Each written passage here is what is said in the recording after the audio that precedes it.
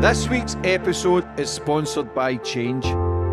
Change is an online mentoring program that teaches people with no experience how to create a real profitable online business in e-commerce.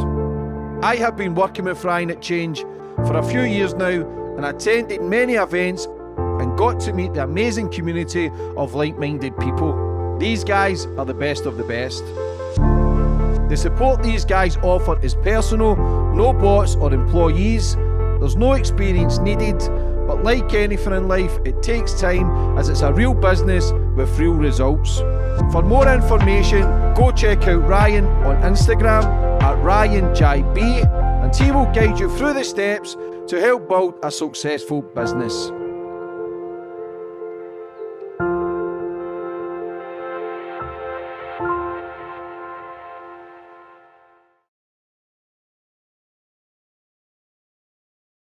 There's only so much truth I can speak in the public domain. To receive completely uncensored information from me, join my completely free email list at cobratate.com.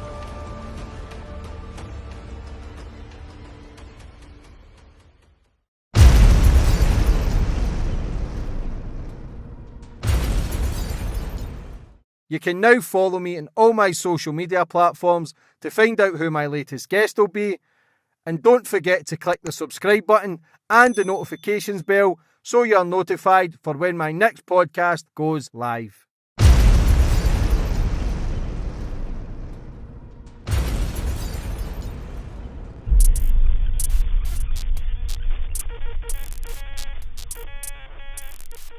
Boom, we're on.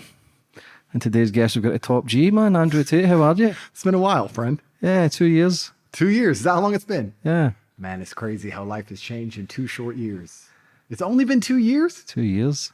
Wow. Crazy. 2 years, mate. If I probably thought that it was me been in and out of prison, mate, but it's yourself.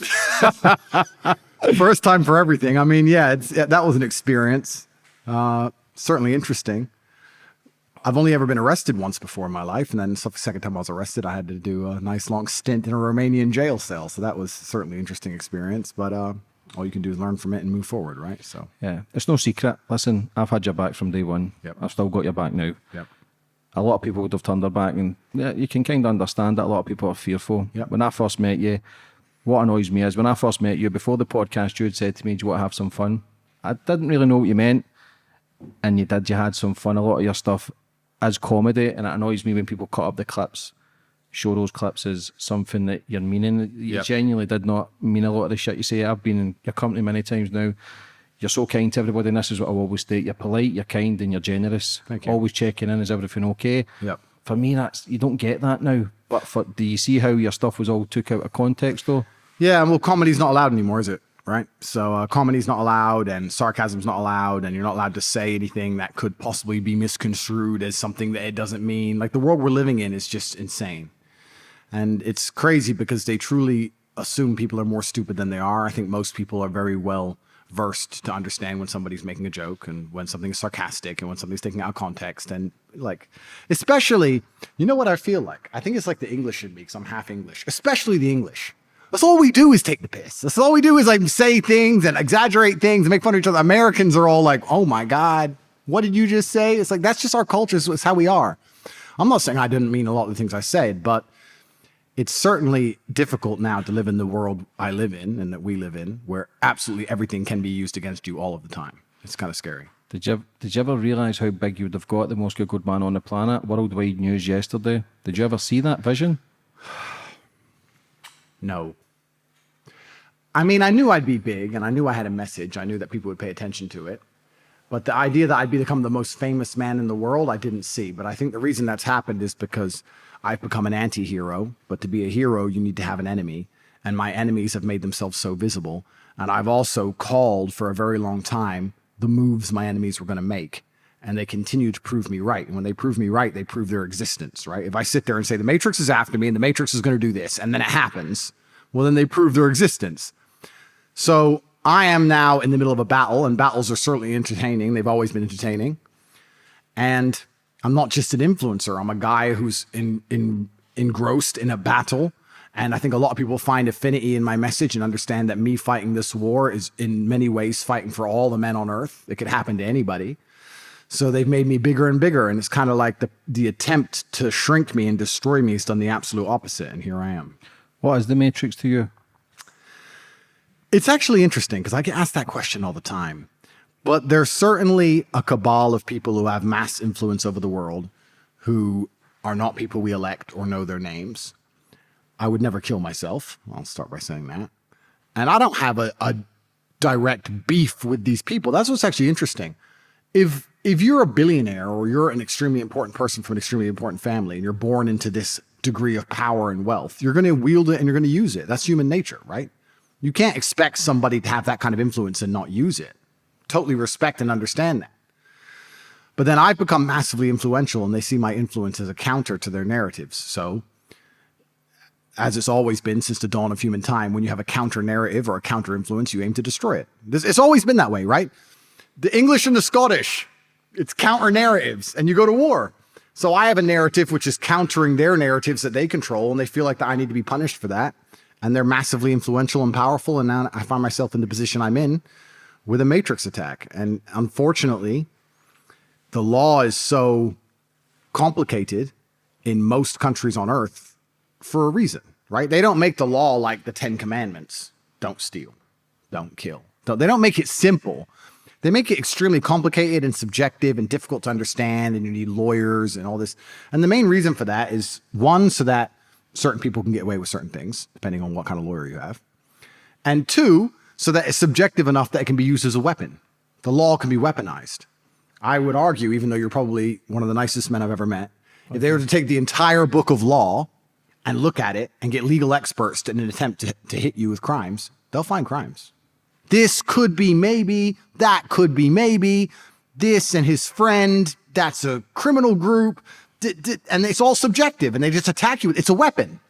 It's a weapon that they use. The judicial system, unfortunately, is a weapon that is used to hurt people when they get to a certain level of influence. And I'm not the only one who's been through it. I knew it was coming. And now I'm fighting for my life. It's quite an interesting scenario. Yeah, it's a crazy scenario. For 2 years ago, you're relatively unknown, 200,000 followers on Instagram, private planes, girls. Listen, the flash life, people bought into it. A year later, you had 6-7 million followers. Yeah. We look at Conor McGregor now, we look at Neymar, we look at Johnny Depp. Yeah. Listen, I've been on the front page, call me a woman beater, a thug. A woman says I beat her up at McDonald's. Luckily, I had the CCTV to prove my innocence. There was no charges. There was no fine, nothing, but the paper still went with thug. I've lost family members to murder. They put my name to question to try and tarnish the name. I'm only a man who's changed his life and trying to do better. To interview people, to tell things from their story, without getting things getting twisted, without all the bullshit of the day. See, when you started, when did you realise how big you were getting? From 2 years ago, like I said, 200,000 followers to then, what was that moment you what's interesting? What's interesting is I can tell you that me and my brother had a conversation when I was in Dubai about 2 weeks before I was arrested. I was sitting there with Tristan. We'd just been canceled, right? They deleted all our social medias, deleted all our bank accounts, deleted our Uber account, our Airbnb account, our Facebook, our Gmail. They delete you from everything at once in an attempt to unperson you, and that didn't work. We weren't unpersoned. They made heroes of us, and we became more famous than before.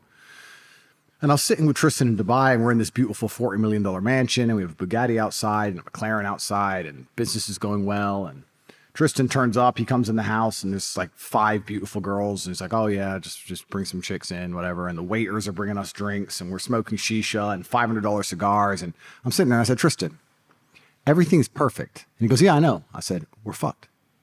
We're fucked. He goes, why? What do you mean? I said, there's no way. Life doesn't go this way, Tristan. I'm 36, right? There's no way at 36 I could have just made it and it's fine. Something's going to come. He's like, we'll be careful. None of us are going to die. We'll always roll as a team, all this stuff. We'll up the security and all this stuff. I'm like, yeah. I just had this feeling. I just knew. Week later, I'm in a Romanian jail surrounded by cockroaches. So it's like, it's kind of like the balance and the yin and yang of life. I've always understood that whether it's God or the universe or whatever, it doesn't allow you to just climb. Whatever goes up must come down to a degree. And I knew that some kind of attack was coming. I didn't expect to get hit with this. Human trafficking is insane. It's an insane charge. I expected something else. But now that I've analyzed it and I've been through it, I understand they're trying to slander my name. You can't slander my name with a fucking tax charge. Nobody cares. They're trying to slander my name and make out that I'm a heinous, dangerous, bad person, because they've been trying to do that with the media for the last year. So that's what they're trying to do. And I find massive reassurance in the fact that nobody believes them. It kind of scares me that nobody believes them, because now it makes me wonder what they're going to try next.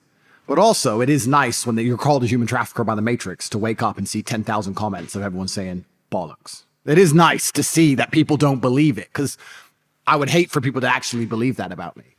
And basically nobody does. In fact, I struggle to find anybody who does. If you actually look online underneath all these stupid headlines, nobody believes any of it, because everybody understands. And yeah, we've grown monumentally big, and now I feel like I have a huge responsibility, and my responsibility is to tell the truth and be a good person and make sure I say things in a way that they can't be misconstrued. But also now in this particular battle I'm in, I feel like I'm fighting for the rights of every single man on earth, because what they're doing to me has happened to loads of, like you said, famous, influential men.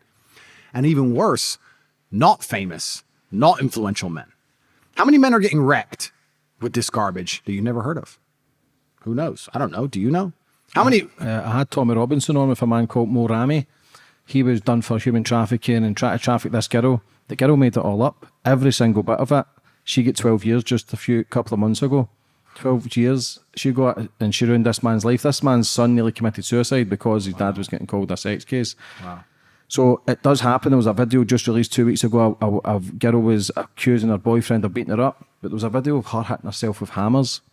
Listen, the majority of the crimes come from men, we get it, but there is some devious people out there. The Johnny Depp case is prime example, where that guy lost contracts of hundreds of millions for Pirates of the Caribbean because of the accusations that were made. The accusations are just accusations. Charges are just charges. It is innocent until proven guilty. What if I were to tell you one of the American girls who started all this garbage has accused 7 other men of human trafficking? 7. How many times can one person be human trafficked? Do you understand where I'm coming from? And you're just telling me about the prison time that people who lie are serving. That makes me feel good inside of my heart, because I believe that the moral arc of the universe bends towards justice. It may take time, but in the end, people who lie will pay the price. I believe that. I believe in truth. And I'm very patient. And I know that justice will be done. But yeah, it's absolutely insane. And it's insane because, yeah, this is happening to me and the whole world knows about it. But how many men lose custody of their children because they're falsely accused of heinous things? Beating the woman or molesting the kids or whatever, right? It's crazy. And yeah, women need protecting. We all agree on that. But I feel like it's a constant balance. The pendulum's constantly swinging, and we're trying to find the medium in which women are safe to go to the police and make genuine complaints, and that men must pay the price. But also it doesn't go too far and men can't live a life. And I feel like it's swung too far one way. And the bad thing about that is that in life, whenever you have a pendulum that swings too far one way, guess what happens? It swings too far back the other way. People are getting pissed off with this shit. Constant, never-ending lies about men being rapists. Eventually, it's going to swing back to the point where a woman who's genuinely hurt is going to go to the police and they're not going to care. And that's terrible. That's disgusting in and of itself. But then whose fault is that? That's the fault of all the women who keep lying. So we're in this situation. We're trying to find this happy medium. And it's insanity. And there's absolutely no doubt in my mind, if I wasn't world famous, I wouldn't be going through any of this garbage. But that's also the way it works. Because we talk about the Matrix and how important people are in charge of the world. You can also look at the world in a far less interesting, more benign way. And I'll give you an example of that. You're a prosecutor. You have a job for the government. You're not particularly well paid. You do a job. And this guy stole a Mars bar. Okay, do the paperwork. This guy stole a Mars bar. This guy stole a car. This guy stole a car. Who? Oh, don't know. Andrew Tate. Andrew Tate! Do you understand? There's a degree of, wow. Prosecutors, they get hard on for a famous rich guy. It doesn't even have to be from the tip top Matrix. It can just be a prosecutor with a hard on because you're famous and you're rich. And it's interesting. So this entire battle, there's so much I cannot say as I was learning why this happened to me and why certain organizations and countries haven't saved me when they should have, et cetera, et cetera, et cetera. But yeah, they say more money, more problems. To a degree, I guess that's true. But I think all men should be allowed to live in relative safety and live a life which is normal. The things they've accused me of, the human trafficking, which is obviously insane, but look what the BBC print about me. The BBC said that 13 years ago, I was emotionally controlling to an anonymous girl. Let's analyze this as professionals. You're a man, I'm a man. All the men watching. If this person exists, which they don't, if this person is not imaginary, 13 years ago, I was emotionally controlling. What does that mean? Does that mean I said, no, I won't buy you a handbag? Does that mean I said, no, you can't go drinking with those guys in the club? Does that mean I said, no, you should have been nice to me on my birthday? What did I do? Dunno. Who is she? Dunno. And they're putting it all over the news and calling me a sex criminal? How do I defend myself against such abstract bullshit? It's garbage, but they'll do it to absolutely anybody. They could say the same shit to you or any other man watching this. They could say 10 years ago, you were emotionally controlling to an anonymous female. You are the enemy of the state. I used to tell girls I played for Man United. Take him to jail. Take him to jail. That's not a crime, though. Bro, but that's the thing that's crazy, right? So even with this garbage they're hitting me with, human trafficking. So they come along and they said, oh, you're a human trafficker. I was like, well, I've never transported anyone. I've never kidnapped anyone. I've never restricted anyone. I've never held anyone. They said, no, but you're a human trafficker via the lover boy method. I said, what's that? It's where you pretend to love them. So what, being nice? So I was nice to some girls 10 years ago? Is that my crime? Maybe I did love them. But we're not together anymore, so what? I pretended? Who said I pretended? Prove I pretended to love. And then what did I pretend to love them to achieve? The case against me is that I pretended to love girls to make them do TikTok for money. Please listen to this. That's the case against me. I pretended to love girls to convince them to do TikTok to give me the money. The girls themselves have said that's not true, but they throw away their statements and keep them as victims in the file. That's how insane this is. And they're saying you convince them to do TikTok by pretending you love them. And the reason all this garbage has come up is basically because they chose some girls I know who have TikTok on their phone. And here I am, human trafficker. The level of insanity is crazy. And there's so much more I could say, but unfortunately I'm in Romania and I have to go to court in Romania and I have to respect the Romanian judicial system. And I have enough faith that the judge is going to look at this and say, well, this is crazy. This is not human trafficking. But yeah, you get so big and they come for you and they come to attack you. So it's scary. And if they're going to do what they've done to me purely because I know girls with TikTok, I'm sure you know a couple girls with TikTok. I'm sure you guys at home know a couple girls with TikTok. Watch out. It's clown world. What do you think should be in place to protect men more? Do you think we get the rough end of the stick? Oh, we absolutely get the rough end of the stick. And there has to be some degree of burden of proof. I don't know why with these particular crimes there's no burden of proof. Surely there has to be some legal test. I don't know where a woman's statement alone just is enough. If you go into the police station and say, I know someone who stole a car. What car? I can't tell you what car. There's no car. There's no video. I can't even tell you the reg plate, nothing. But I know he stole it. Is that person going to jail for stealing a car? They're like, okay, so you can't tell me anything about the car. There's no video of the car being stolen. No cars have been reported stolen. You're just telling me they stole a car. No, go away. It's just this one particular crime. I don't know what the exact solution to it is. I guess, I have daughters. I have many daughters. And when they grow up, the solution to it for me is going to be teaching them to keep themselves as safe as possible. I believe in personal responsibility for men and women. I don't believe that's a gendered argument. I believe women and men should both be as personally responsible as possible and not rely on government or law enforcement agencies to protect them. If something happened to my daughter, heaven forbid, and I found out, heaven forbid, bro, but I find out she was walking through a park alone at night at 4 a.m, the first thing I'll do is I literally, before I plan to kill the guy and find him, because I will kill him, I'll say, what the fuck were you doing walking through a park at 4 o'clock in the morning by yourself? I'm not going to absolve her of all responsibility. I'm not going to sit and go, we live in a society where men shouldn't rape and this is all men's fault and we need more feminism. No, I'm going to say, why did you do that? I would have picked you up. What are you doing? I believe in personal responsibility for all. And of course, there's some scenarios where that won't help. Of course there isn't. But those are the most heinous, violent, brutal crimes where a woman is being responsible and doing the right thing and protecting her safety and is still raped. Well, in those scenarios, most of the men get caught because they're doing actually terrible things. But all this subjectiveness of, I was with a guy 10 years ago, I was in love with him, we lived together, we had sex, we celebrated Christmas together, we had a puppy together, it's now been 9 years, and now he's famous, and now he's rich, and I think he once told me something that emotionally made me feel like I couldn't take money from his wallet, and I've been raped, and there has to be a level of sanity reinstalled. But that's assuming the legal and judicial system wants sanity. If you have sanity, then it's much harder to just weaponize it, right? If you have insanity, then you could just make everybody afraid of it and just weaponize it against anyone you choose. What would you do if you were in charge of the world? How's this been on your daughters and your kids? Yeah, that's the worst thing about this. Like, this is not a victimless crime, what's happening to me, because no crime has taken place. And then I'm being persecuted, and that's not a victimless crime. Of course, my brother and I have suffered, but so has my family. My mother suffered, my children have suffered, the mothers of my children have suffered, everyone close to me has suffered. People are suffering because of this. For what? For who?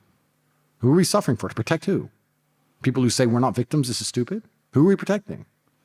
So yeah, there's been genuine heartbreak and a lot of people crying on my side, which nobody seems to give a shit about. Nobody talks about all the BBC and all these garbage and MSN are constantly attacking me, never talk about my mental health. They talk about Philip Schofield's mental health, of course, after 2 days. After a year of attacking me, they don't talk about my mental health. They don't care about my family. They'll just put her address and dox all my family and just try and get everybody in trouble because I'm not part of the club, right? Because I haven't sold my soul. And there's been a lot of people who suffered. And I think that, in fact, in jail, I said it to Tristan. I said, we're sitting here in this hell, but everyone we love at least is taken care of. At least mom can eat, at least the kids can eat, at least the rents are paid. At least we're suffering because men are built to suffer, but everyone we love is taken care of. That gave me some solace. But the way they've attacked me, they didn't intend for that to be true. They intended for me to be bankrupt.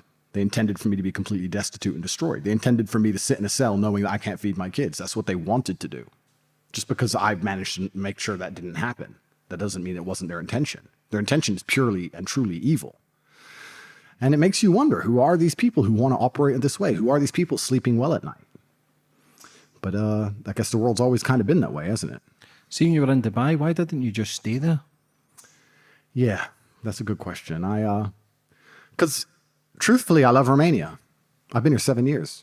I actually love this country and it's full of good people. And I have to be honest and say that 99% of Romanians I interact with apologize to me. 99%. People on the street, police officers, correctional officers, the people at the court, everyone's like, sorry, bro. Everyone understands what's happening. They're very sorry. And it's a good country full of good people. I came here to pack a suitcase and I got nabbed. And I knew something was up. But I was more concerned about, some Albanian gangsters or something more than the law, because I know I don't break the law. It's another really interesting paradigm shift. And I think life as you go through it is a series of paradigm shifts. It's a series of having your worldview broken and reconstructed. But one of the paradigm shifts I'm going through is that as someone who never broke the law, really, I never really feared law that much because I'm not a lawbreaker. I mean, COVID to a degree made me understand that you can't be a cuck to the law. You have to be the kind of person who's like, no, I'm not putting that mask on, get fucked. I understood that much, but I never thought I'd ever be genuinely a target of the law because I'm not a criminal. So I never really feared it. And now I have this really interesting hobby, a new hobby of mine. Before I go to a country, I investigate the legal system. Like, what happens if I get arrested? What's the jail like in Azerbaijan? Because I'm like, what if I get arrested there? I found out that Japan's legal system's crazy. Japan's got one of the most strict legal systems in the world. They have like a 99.8% conviction rate. You don't get that conviction rate without putting innocent people in jail. If you go to a court in Japan, you're going to jail. Listen, go to Scotland then, because God forbid if you ever get to jail, you just put a dress on, cut about in a fucking pair of pants with your balls hanging through and you get sent to a women's prison. The system there is fucked. Wow. Fucking joke. A kid raped a 13-year-old and got community service. They're starting to change the law where you get the first one, I think it's under 21 for free, basically. It's fucked up. The guy raped two women, put a dress on, his dick is actually hanging through his shorts, and they're trying to put him in a women's prison because people were more concerned about his feelings. What about the girls' feelings? And this is the thing that's so amazing to me. So the people who are in charge of the world, the Matrix, and people who are in charge of these countries, they do that. They have no genuine concern for protecting women, which goes back to my earlier question. Do we want sanity or insanity? which is what's scary when you genuinely analyze and say, none of this makes sense. We need to change it. Yeah, that's a very optimistic worldview. It's fantastic to view the world and look at a broken system and say, let's fix the system. It's far more daunting once you understand that the system's broken on purpose. It's designed to be broken.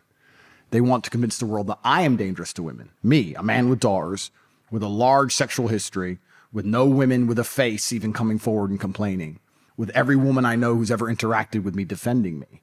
But then, like you said, they'll take a man and put him in a woman's prison. So do they really care about female safety in any regard? No. They're trying to sow a degree of insanity and subjectiveness into a system which is designed to be bulletproof. The whole point of the legal system and the justice system is that it's black and white, on paper. It's not up to interpretation. The good guys go home. The bad guys go to jail, right? As soon as you ingest subjectiveness and insanity and chaos into that system, well, now you've got a real mess. And that's what we currently have. I would argue that if I was a transsexual, which I'm not, I know I'm, that the US Embassy would have had me out of a Romanian jail within 2 or 3 days. They would have called Romania transphobic, and they would have said that my rights aren't being respected, and they would have pulled me out. But because I'm a heterosexual male, they just left me there. But you've said it there, everything's a system. As soon as you're born, everything's flawed. Women give birth on their back, which is wrong. They give birth under artificial lighting, which is wrong. They cut the umbilical cord, which is full of nutrients and stem cells, which is wrong. You gave a name, a religion, a race. You're labelled, you're signing birth certificates. Everything is backwards. Kids are coming out drugged up. Everything is wrong as soon as you're born. Sure. Then you go through the schooling system. You're sitting at the desk, learning the World War I's and World War II's. You're not learning about love and understanding of life, money management, fitness, mindset. The whole system is flawed, but when you've got so much power now, you can change elections. You're going to become a target. Completely. What do you think about the system? And that's the thing. So for a very long time, I've tried to avoid politics. My way to protect myself was I'll avoid politics. I don't really comment. I think most people can guess my politics, but I don't comment heavily on politics. I don't do political shows. I don't comment on politics very heavily. I thought if I avoided that game, because you're right, I can influence an election. I can say right now who to vote for, and they'll win. That's extremely scary for me, because that means I'm a prime target to kill. Because that makes me a national security threat. I don't think most people understand that once you're deemed a national security threat, all bets are off. If a government says that is a national security threat, they can kill you in the street, they can shoot you, they can put you in jail without charge, they can spy on your entire life, they can kidnap people close to you and try and convince them to turn. Once you're deemed a national security threat, it's like James Bond. He can go do whatever he wants to the bad guy. It's national security. Once you have control of the entire youth of a country, well, then I guess you are a national security threat. I didn't intend to be. I just say the truth, and I found an affinity amongst young men, but they are desperate for me to not have that control. So with that degree of power, I've been very careful talking about politics. I thought, well, let me avoid that game because I don't want to get in too much trouble. Well, and then I've learned now that if you don't choose a side, you just have two enemies, assuming there's two sides at all. Some would argue there's one side. But if there's two sides and you don't choose a side, now both sides don't like you. So it's difficult. It's hard. I kind of wish we weren't living in a world where speaking the truth was so revolutionary that it causes a revolution. What have I said that's so genuinely revolutionary? I've said the things that we all grew up with and agreed with 20 years ago. Everything that we grew up with in our childhood about how men, women, how a man should be, things we should do, personal responsibility, discipline, hard work. And I've said it in a convincing way. That's it. It's crazy. So what was the connection with you and Greta Thunberg? Was that any connection or was it just blown out of proportion? I think it was blown out of proportion because that was the day I came here to pack clothes and then I got arrested. I think it was blown out of proportion, but Greta is certainly one of the protected class. I don't think many people at home realize, and I'm going to try and explain it as simply as possible, that once you get to a certain level of fame and wealth, the people who are in charge of the world want to also be in charge of you. Because once they're in charge of you, they can allow you to exist because you'll push their narratives. And for you to join their team, you have to sell your sanity. You have sanity inside of your mind. You're a sane person. You're a hardworking person. But you have to take that sanity out and sell it. They'll usually give you a large contract for X amount of million for whatever TV station or whatever company or whatever product. You have to take the sanity out of your brain, give them the sanity, and then you'll take the 20 million, and then you'll say, yeah, that is a girl with the balls hanging out of her dress. Put her in the girl prison. You're transphobic. And you have to just sell your sanity, and then you get to join their team. And once you join their team, you're part of the protected class. And the protected class is protected by basically every institution, but especially the media. Look at Philip Schofield. Guy's a groomer. 100%. Sexual predator. And look, after 24 hours, they're printing photos saying, leave him alone, his mental health, he's on the edge, poor Philip Schofield. Me, 14 months in, human trafficker, rapist, I haven't even been convicted. Human trafficker, rapist in Romania, must go to jail, rapist, all day, every day. Here's his mother's house. She birthed the rapist. They're attacking me because I'm not joining their team. What most people don't know, and I've tried to make this clear before, and I've said it, I've effectively been offered to sell my sanity many times. You don't become as influential as I am with the kind of impressions I get without large corporations becoming very interested in you. I've had very large companies, which I'm not going to name, come along and say, we want to sponsor you. We want you to sell our product. You have to tone down your opinions. Don't talk about this. Don't say this. Don't say this. Don't say this. If you're asked about this, say it this way, and we'll give you $25 million, and you'll shake the product around. And I said, no, I don't want your money. And they were kind of like, okay, well, your decision. Now, if I was sponsored by a very, very large company, those very, very large companies wouldn't allow the media to do to me what they're doing, because they'd call the media and say, that's our sponsor. Don't do that. That's our guy. It's all a big club. All I had to do was sell my sanity, James. All I had to do, cut my balls off, take the sanity out of my mind, and take the money. But I do believe at a certain point of money, I mean, I'm not going to brag, but there's nothing left for me to buy. There's nothing I want I don't have. So I don't really care about money. What I do care about is I feel good inside when I know I'm telling the truth. I feel good inside when I say what I mean. I feel good inside when I wake up and don't feel controlled, when nobody texts my phone and says, you can't say that. I feel good inside when I feel like I'm helping people. That's worth more to me than money. So I never sold out. And if I had, I don't think any of this would happen. I think this is punishment for not selling my soul. I think that's why they're doing this to me. Yeah, I'm at this stage where I'm only climbing the ladder, but I've been offered nowhere near 7 figures, but 6 figures to promote alcohol and gambling. Yep. Everybody who knows my story and watches my stuff know that I'm drinking drug-free and gambling-free. Yep. Not for life, but just the last 5 years. Yep. Don't get me wrong, when that gets offered to you, I ain't going to lie, I did think about it. Of course. I thought about it, and I thought, then that goes everything that I've worked for, everything that I'm trying to believe in myself and try to help others achieve certain things, because a lot of people crave the external stuff to fulfill the internal stuff that's broken inside of them. And part of me, listen, I wanted fame, attention 5 years ago, because I used to see people on magazines and TV, and I thought, that looks like the life. Yep. And then I interview enough people now to realise that's all bullshit. It is. And it's also delayed gratification. If you would have taken that deal and taken that money, you would have been happy for a week. But 2 months in, when you hear the story of some poor guy who lost his house from gambling, you'd feel like a piece of shit. Yeah. And so would I, if I did this stuff. I have a conscience. That's the whole thing about this. They have to attack our morality on a level and destroy our, to the point where we don't have a conscience. You have to have no conscience to sell your sanity. You have to be a bad person. That's what's so upsetting about my current position. The people who are attacking me are the bad ones. I know in all wars, both sides think they're the good guys, but I have principles and a conscience. They don't have even any of these things. That's been proved with COVID. COVID is dangerous. Be afraid of COVID. COVID is dangerous. Be afraid of COVID. Don't talk about COVID anymore. Okay. Anyway, on to today's programming. They don't believe any words they say. They don't give a fuck. They just say what they're supposed to say. They just repeat it like parrots. So they don't have a conscience. They don't have morality. They're just talking pieces. It was the same as at Twin Towers. The woman was reporting the tower falling before it had even fell. Bro, I don't want to die, so I'm just going to say I heard about that. Very unusual. Yeah. And that's the thing. It's insane. So we're living in this post-truth world, and now this is all happening to me, and I'd like to think, at least, because I have genuinely suffered. I went to jail, and it was only for 94 days, 3 months, just over 3 months. But I would like to say that Romanian jail is about 5 times of English jail. We can put it down to like 1.5, maybe 2 years, without charge. In English jail, you get to at least leave the room, hang out with the guys. The lads are all right. I don't speak Romanian. I'm stuck in my cell. My cell was about this, from this table to here. This was my room. I didn't leave for 94 days. I don't get to leave. I lived in there with the cockroaches. I genuinely suffered. I went through a lot. And one of the things that gives me solace is knowing that I suffered for a reason, at least. And I think the reason I suffered is to wake people up to a lot of things about the way the world works.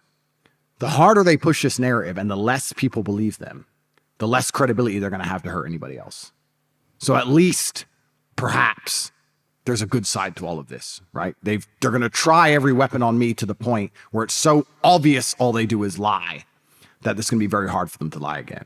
And hopefully it brings some truth and some honesty to the world. And that's, I guess, where I've been trying to find some solace from the experience overall.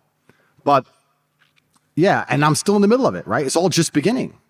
It's not over because I'm out of jail. I have a long trial ahead of me, which I knew was coming. People were saying to me, they won't charge you. They have nothing. I said, bro, they have to charge me. Oh, but they don't have any evidence. You think this is about evidence? You think this is about evidence? And most people's idea, when I talk about matrix attack, call me a misogynist. Women don't get it at all. Like the girls I talk to. I'm under a matrix attack. Yeah, but you're innocent and you'll have a good lawyer. It's like, that has nothing to do with a matrix attack. That's why it's a matrix attack. If it was about innocent and good lawyers, it wouldn't be happening. The judicial system is not always about being innocent and having a good lawyer. Look what they're doing to Trump. Trump's been indicted. It's crazy. At a certain level, you get to the point where they just say, get him. Don't care. Get him on something. Get him. And that's it. It doesn't matter what you say. It doesn't matter who your lawyer is. It doesn't matter if you're innocent. It doesn't matter if there's evidence. They waited till they had 2 days left of house arrest because you can only hold me 6 months without charge. They had 2 days left and then charged me. How was it being in prison for the first time? Was it a wake-up call? Yeah. Or did everything sink in? Shit, this is real. Because there must have been a stage you must have felt untouchable. Money, fame, private planes. They can't go for me. Surely they can't go for me without concrete evidence. Was it a wake-up call for you when it sank in how deep this goes? Yeah. I never felt invincible because I've always understood that you can never be bigger than the judicial system of a country. The Matrix will not allow anybody to do that. And no matter what country, you could take the most backwards country. Let's invent a country. Backwards land, which is a complete shithole. But as soon as you're bigger than the judicial system, you're a national security threat. So nobody can be bigger than judicial systems. So I understood that. But I understood I'd done nothing wrong. I didn't think I'd really I knew I'd attracted attention, but I'd been quite big for a while at this point. So I knew that I'd probably been investigated head to toe. I've been investigated head to toe a bunch of times. I'm sure I have. And I knew I don't do anything wrong. There's nothing to find. But it is uncomfortable. It is an uncomfortable position. But when I went to jail, I wasn't shocked. Not because I'd done things wrong, but because I knew this was, I kept saying it. I kept saying stage 2. Stage 1 is they try and cancel me, shut me up, and that's failed. Stage 2 is they're going to try me, put me in jail without charge. And when I was sitting in jail, I was like, I knew it. I just knew it. And you can beat yourself up and say, what could I have done different? How could I have avoided this happening? What should I have done? Hindsight's 20/20, right? But I actually think if I analyze my life, even with hindsight, 95% of the time I've made the best move on the board. I've been pretty good that way without being able to tell the future. And even now, as it stands, now that I'm out of jail, am I happy I went to jail?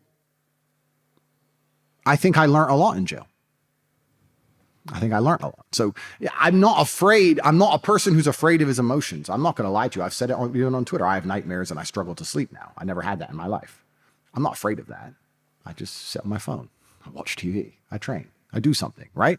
I'm not afraid of that, but I do feel like I learned a lot in jail about me and about other people, about how I should structure my life, about things I should do. I think I learned a lot. And perhaps this is part of my newfound religious conviction, but if God is the best of planners, perhaps he put me in there to learn something. I learned some very interesting things in jail, personal things, which I can't even say on a podcast, but it's all happened now. And I don't see the point in looking at it in a negative way.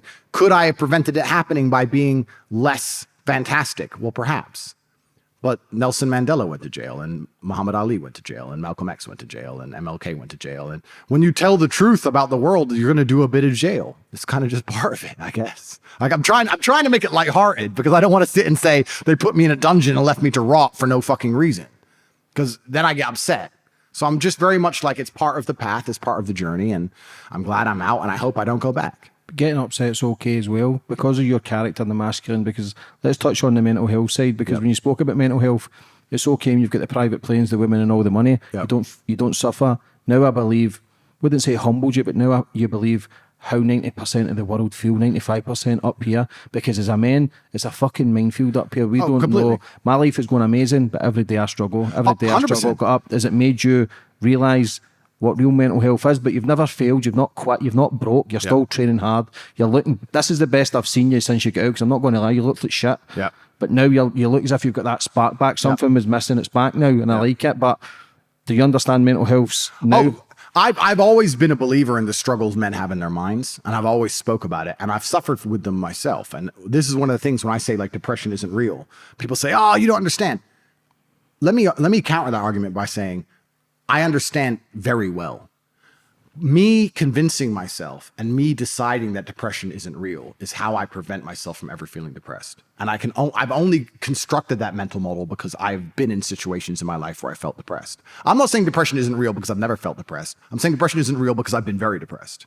That people don't understand where my mindset comes from. I understand struggle and mental health and all these things. And yeah, jail was another chance to certainly touch on them, because in jail in real life, when you have my kind of resource, you can distract yourself very easily. If you're sitting around and feel a bit mopey, if I'm sitting here and I'm a bit like, I can literally make a phone call and in 45 minutes be in the air on my way to anywhere on the planet with whoever I want to do anything I want. So you can distract yourself. I'm not saying it fixes all mental health, but it distracts you. Whereas in jail, you are stuck alone with your thoughts. And it was certainly a test of my mental resolve. And I would say that I passed. I did well. There was never a day where I broke down. There was never a day where I couldn't handle it. There was never a day where I was, I wasn't polite to the staff. I was very nice to everybody. There was never a day I couldn't hack it. It was certainly a test. And also, Tristan said this. I don't want to take his words, but he's true. You go through life telling everyone you're the baddest motherfucker there is. Sooner or later, someone's going to test you. You walk in the pub and you say, I'm the hardest man there is. Sooner or later, someone's going to fight you. Sooner or later. And life's like that. You want to be the top G and you want to go through life and say, I'm the top G. Then God's going to say, well, we're going to see if you deserve to call yourself the top G or not. We're going to put you in a Romanian jail cell. And we're going to leave you there to rot. You're not going to know how long you're in there for. And the biggest mindfuck is I thought I was going to be in there for years. I had no idea. Everyone's telling me years. I thought I was going to be in there for years. So maybe God was just he was watching me and he was having a look and saying, you want to call yourself top G? Let's see. And I like to think I passed that test. So it is what it is. But yeah, I agree with you. In terms of mental struggles, yeah, they exist for all men. And I also think that's one of the reasons I'm so large. I talk about those things a lot. I talk about those things a lot with men and I help men with them. And I try and say to men overall that life as a man is pretty shit. And you're going to feel shit for a pretty large percentage of the time. But you're only going to ever escape that if you just perform regardless. You have to perform when you feel bad. As a man, you can't say, I will perform when I feel good. It doesn't work that way because our heads are too complicated and life's too complicated. And there's too much on our shoulders and we have too much stress and too much pressure. Our heads are fucked. You have to be the kind of person who says, I perform regardless. I didn't miss a single day's training. I didn't miss a please. I didn't miss a thank you. I'm not saying I was happy. I'm saying I did exactly what I was supposed to do. Did you have a boyfriend? See, this is the Andrew Tate I know. This is the guy I've been speaking to the last 2 years, the one who's motivational, checks in to see if you're okay. Yeah. Sometimes I maybe regret the first podcast you've done with me because I wouldn't say I antagonised it, but I was up for having a laugh. Yeah. Let's wind up the everybody and it worked. Yeah. But it's come back sometimes with a lot of those clips and bit you in the ass. But this is Andrew Tate I know, the real guy who talks about mental health, who wears his heart on his sleeve, who does genuinely try and help everyone. What's the worst thing about prison? Yeah, the worst thing about prison, I think for everybody else, because there was a lot of men in there who were crying, a lot of men who were having mental breakdowns. I think it is the problem I didn't have, which is knowing that if you're a normal man, you go to jail and they just pick you up and you go to jail. Who pays the rent? Who's feeding your kids? Who's your wife sleeping with? Like life gets hard for all the external things you can no longer control, things that were your responsibility. I was lucky I didn't have those problems. And when I spoke to people, most people's issues were things that were happening on the outside. And I felt really good knowing that my life is set up in a way where even if I'm plucked from it, it operates. And I set that up because I thought they were going to kill me. Even to this day, if they shoot me right now, everyone around me, everything would be okay. I don't have to exist for my life to function. So that was fantastic about jail. The worst thing about jail, I mean, the cockroaches started off really bad, but after a few days, it's amazing how quickly you get used to cockroaches just in your bed. You're just like, oh, fuck. Just kick them out the way. That was kind of bad. But not knowing when I'm going to get out, that was bad. Having my name slandered all around the world, that was bad. Not knowing how people are reacting to it. Like my first month in jail, I didn't know if people believed this garbage or not. I had no access to the internet. I didn't see anything. There was a lot about it that was hard. But I have to believe it's going to make me a better person. Why else did I go? What did I go for? To waste 3 months? To stare at a wall for 3 months? Is that why I went to jail? No, I must have gone to jail to become a better person. I must have learned something. I have to self-analyze and find the lessons and pick it out. And I think a lot of people don't do that with all the bad situations in their life. Regardless of whether you went to jail or a woman left you or your business failed, whatever it is, you need to analyze the entire situation and say, okay, what can I learn? There's a big pile of shit here, but there must be a little bit of gold inside. So I've just tried to look at it as a massive learning experience, and perhaps that's a coping mechanism, but I've found a lot of lessons which I'm implementing, and there's a very strong chance they're going to put me back. Not because I'm guilty, because I haven't done anything wrong, but because I'm currently in the middle of a judicial system. I'm in the judicial system of a country. I don't truly understand the language. I don't understand the judicial system. I don't understand the charges against me. I don't understand how any of this can be legal. I don't understand where it's come from. I don't understand the evidence they believe they have. And here I am stuck in this process, and who knows how it's going to end. How's it been? How do you think it would have been if you were flying solo? Because your brother, looking from the outside, it seems as if he's going through all this just because he's your brother. Yeah. How would it have been for you flying solo with this? Yeah, I mean, having my brother there was definitely comforting. He was glad he was there because we're a team. That's the thing about me and him. He was like, no, if you go to jail, I go to jail. Right or die. Yeah, 100%. He was like, I'd be furious if you put you in jail by yourself. So that was nice to have him there. And for sure, he's been tied up in all this garbage purely because he's my brother. That's true. It's kind of good to know that even the Matrix see us as a team, not just us see each other as a team, which is kind of nice. But yeah, I'm not really too philosophical about it. It's kind of, I don't want to say, it's not very often in my life because I'm the kind of person who tries to prepare his very best, and I'm a hard worker and I'm extremely diligent, and I like to make sure that everything is organized and I need to do my best to influence the outcome in the best possible way, etc. But this is probably the first time in a long time I'm in a situation where it's pretty much, it is what it is, right? It is what it is. If the legal system is fair, and if Romania does what I believe it will do, because I love this country, which is analyze the evidence and give me a fair judgment, I will walk. If this is a Matrix attack, I'm going to jail no matter what. Doesn't matter what I say, doesn't matter what evidence I show, I'm going to jail. So what can I do? It is what it is. And we have to see how God has this all laid out for me. And it is scary, for sure it's scary, but I don't think that sitting around being scared of it is going to help. I think the best thing I can do is the same things I would do if this wasn't happening, which is train hard, work hard, take care of the people who are close to me, love the people close to me, be a good person, help people, smile. What else am I supposed to do? Am I supposed to sit around and fucking mope like a fucking baby? It is what it is. And I truly hope I don't get thrown back in a jail cell. But that's all I can do is hope. Did you ever think you could have got poisoned or killed in there? I was worried about it a little bit. But then I thought, you know, I don't think I'm that close to the end of my chances yet. Maybe this is, again, cope. I hope not. I think they'd give me a nice lengthy, I think they'd give me a prison sentence first as a warning before they decided to kill me. If I do get a sentence, which I have to actually serve, I'll be very concerned when I come out and I'm a bigger hero than I've ever been. And that's the problem with my current situation, is that my enemy is so incompetent and they don't know what they're doing, to the point where, and I keep calling their moves because they're so obviously transparent. This is not a brand new playbook. Hit the famous guy with sexual crime, lock him up. Like this is a standard operating procedure.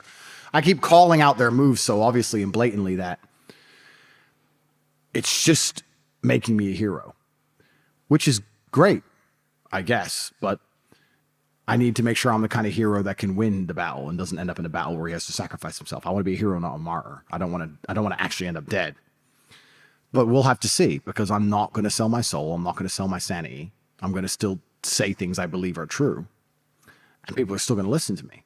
So we have to see how the world evolves. And hopefully I can change public consciousness and affect the world to a point where truth is respected instead of demonized.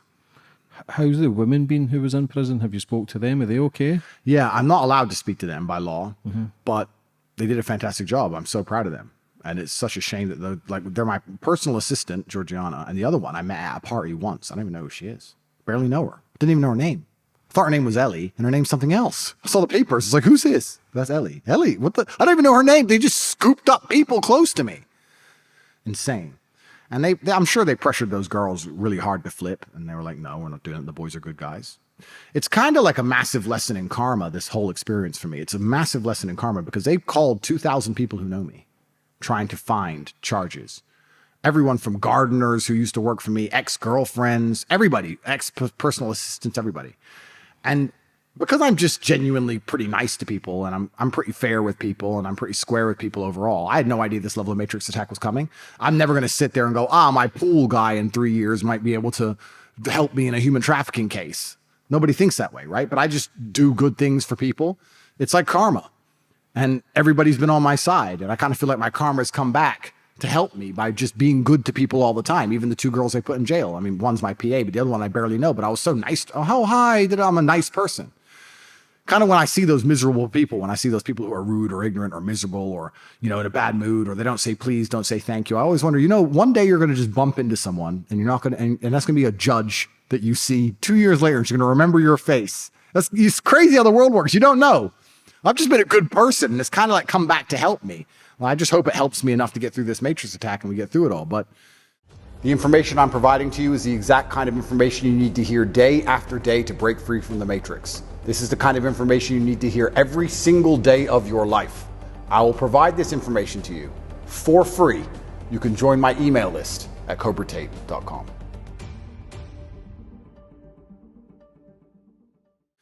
Yeah, I mean, my rise has certainly been meteoric, and it would be ignorant for me to believe that meteoric rise wouldn't have problems attached. I just didn't expect these particular brand of problems or problems this large. When the shit hits the fan, as cheesy as it is, you know who your true friends are. Did you see this? I learned a lot in jail. You see a lot. I seen a lot of leeches around you, but I wasn't close enough to ever kind of address it. I tell you, it wasn't my place. Did you see it when you came out? Who's your real friends? Yeah, so I've always been very smart. I've always known which people on my team are really on my team and which people on my team are there for clout. I've always been good enough. I know which girls love me, which girls love the life. I'm smart enough to be able to tell. I always could tell.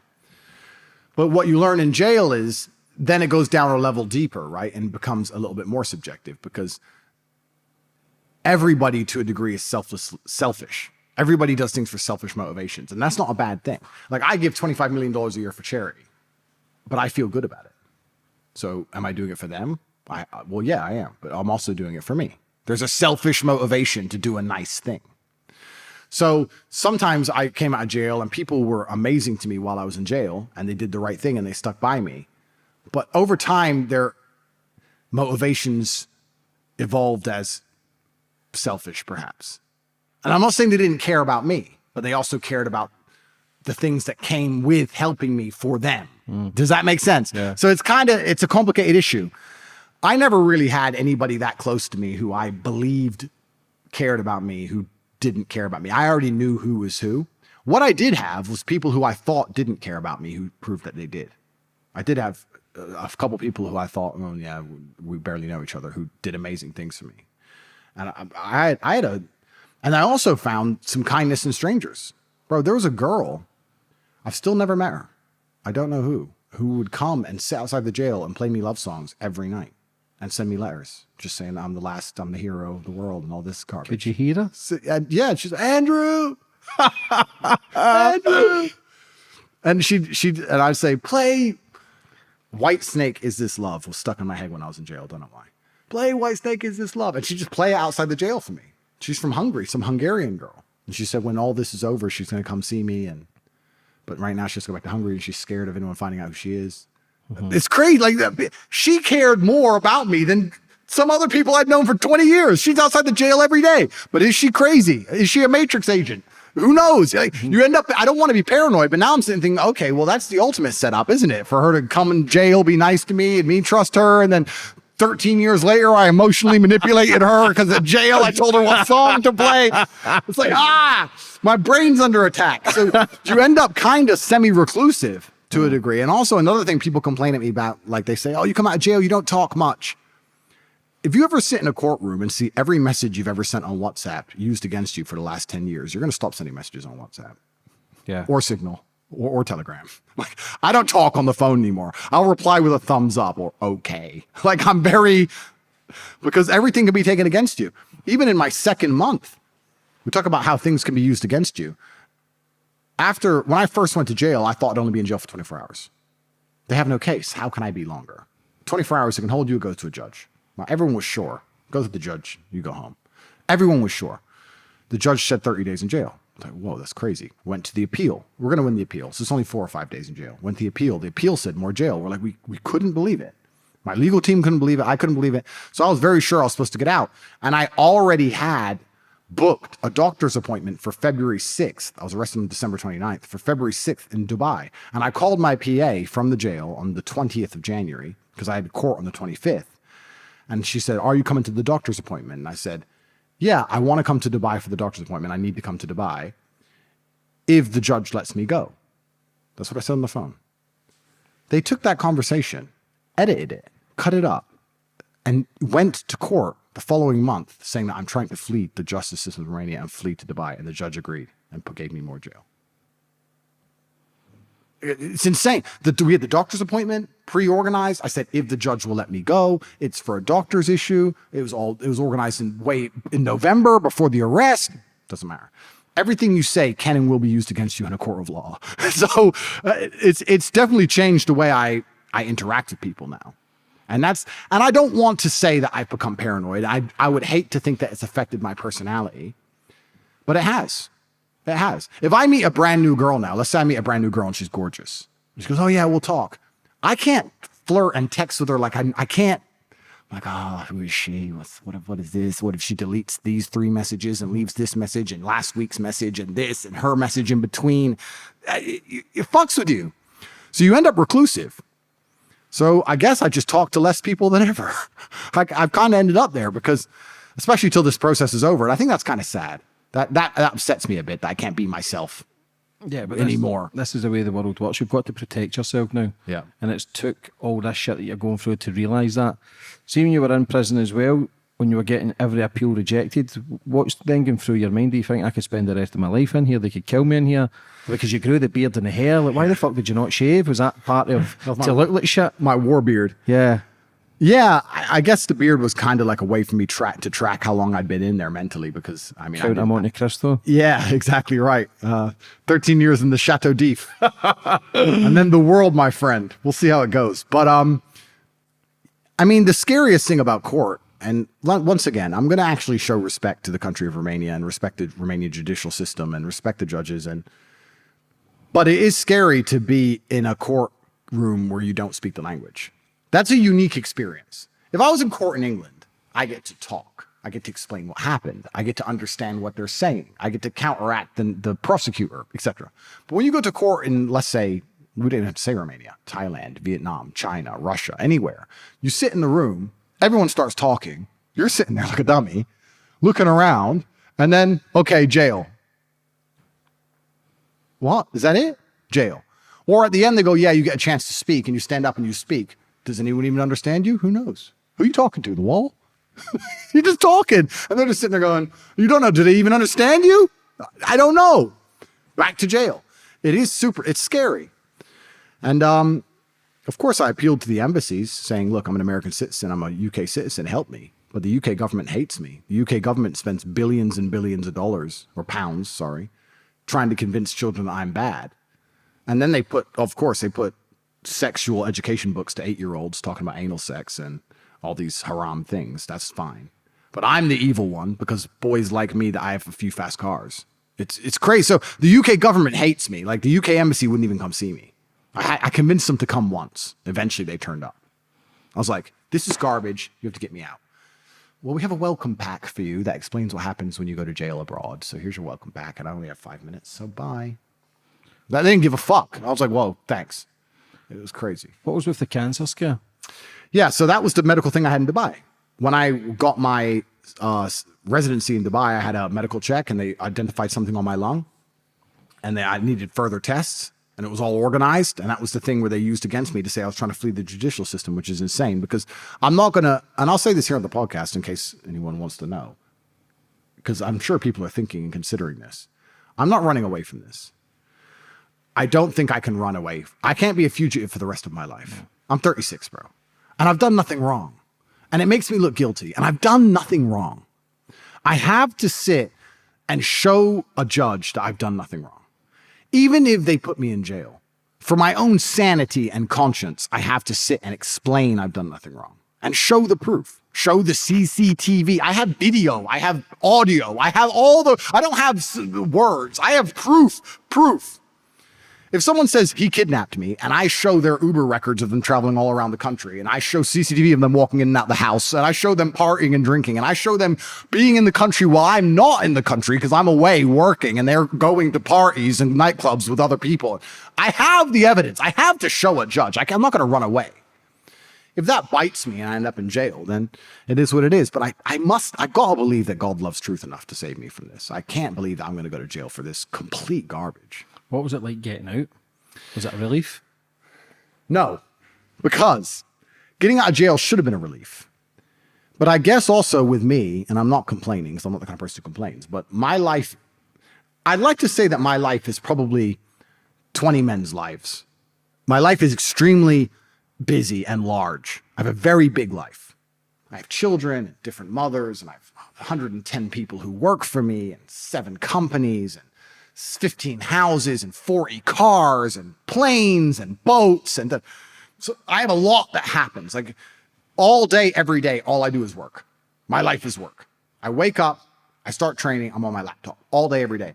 And people say to me, what work are you doing? And I say, my life is a job. I'm organizing my life. By the time I make sure that everyone's fed and everyone's paid and the cars are clean and the boat's where it's supposed to be and my upcoming appointments are organized and I manage to look after myself and train a little bit, the day's over. I don't have any time for leisure.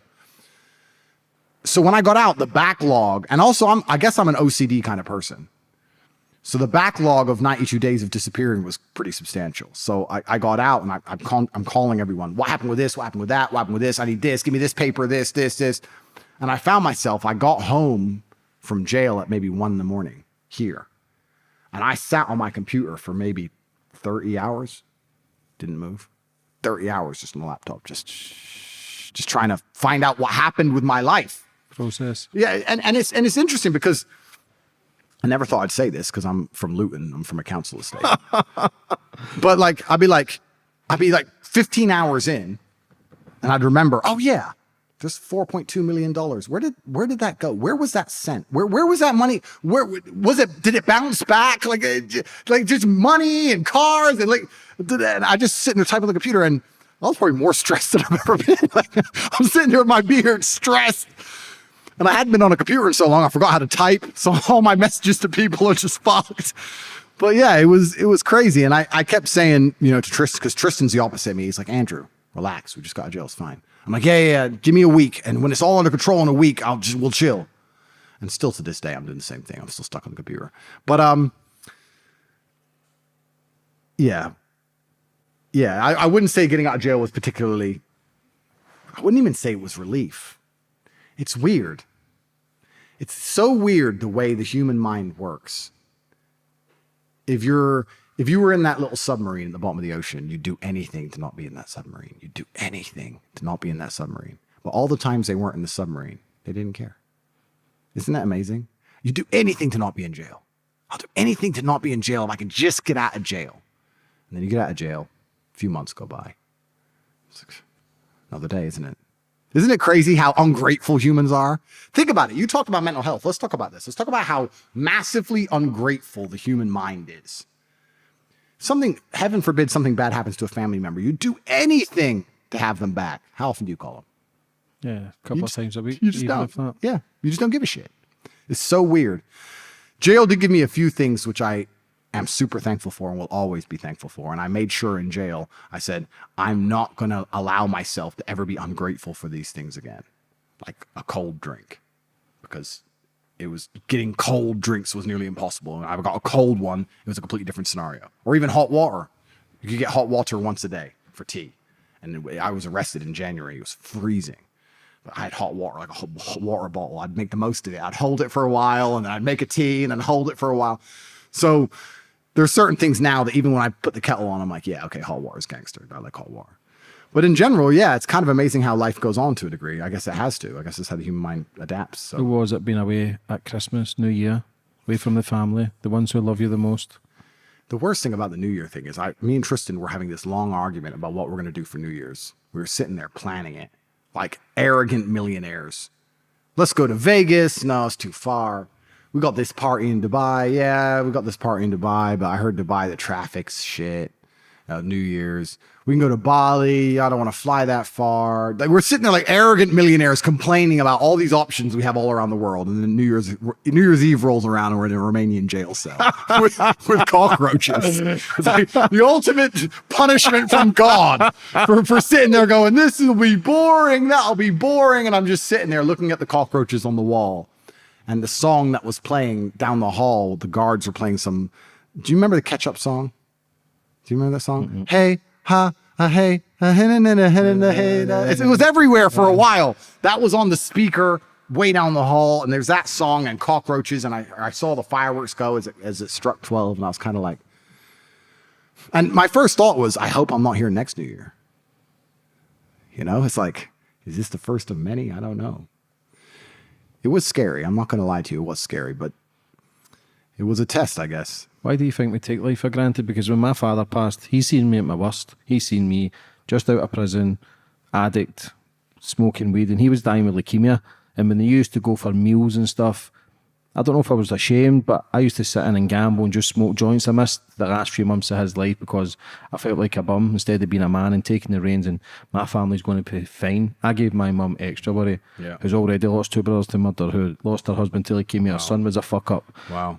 Now I'm a man now, I understand life, but I still struggle, and I still have, because when I'm happy, I think about my dad, because he always knew the man that I could be. Yep. He never seen that. He seen me dying, saying, look, son, you need to get on with your life, and man, it fucking breaks my heart. But I know you speak highly of your dad. What do you think your dad would be saying with you going through all this stuff? And yeah, I guess that's probably a huge source of strength for me, is that I have his last name and I have to make him proud, and if he's watching over me, then I have to make sure that I act in a way that he's going to be proud of me. And I guess that's a duty which is instilled inside of me, a duty I have to my ancestors, and I draw massive strength from that. And I think he'll be very proud of me for everything I've done, because I've stuck to the morals that he's given me. In regards to why do I believe humans are ungrateful, I think we're designed to be ungrateful because that's the only way we achieve anything. Because otherwise we become extremely complacent with the basics. If the people you care about are alive and you have food, why do anything else? Why do you even want a fast car? This is a genuine question. Why do any of us want fast cars? There's speed limits and they're a headache. But we want one because no one else can have one. Why did Alexander the Great conquer all? Why did he conquer as much as he conquered? Why didn't he just take the town and say, oh, I've got a few women, I've got the town square. It's enough, isn't it? No, we're genuinely going to be ungrateful for everything that we actually have, that we hold dear, because it has, especially men, because we were evolved to a degree, or there's something inside of our mind that make us want more and more and more and more. This is how we operate. And all men are the same. There's no subscriber number level. There's no subscriber number you'll get to where you say that's enough. You'll say, I'll just get a little bit more. Same with money. Greed. Yeah, agreed. We're greedy. If you're appreciative of the things you have, you're not greedy. And maybe some people are. There are people who are extremely appreciative for the things they have, but then nobody knows their name.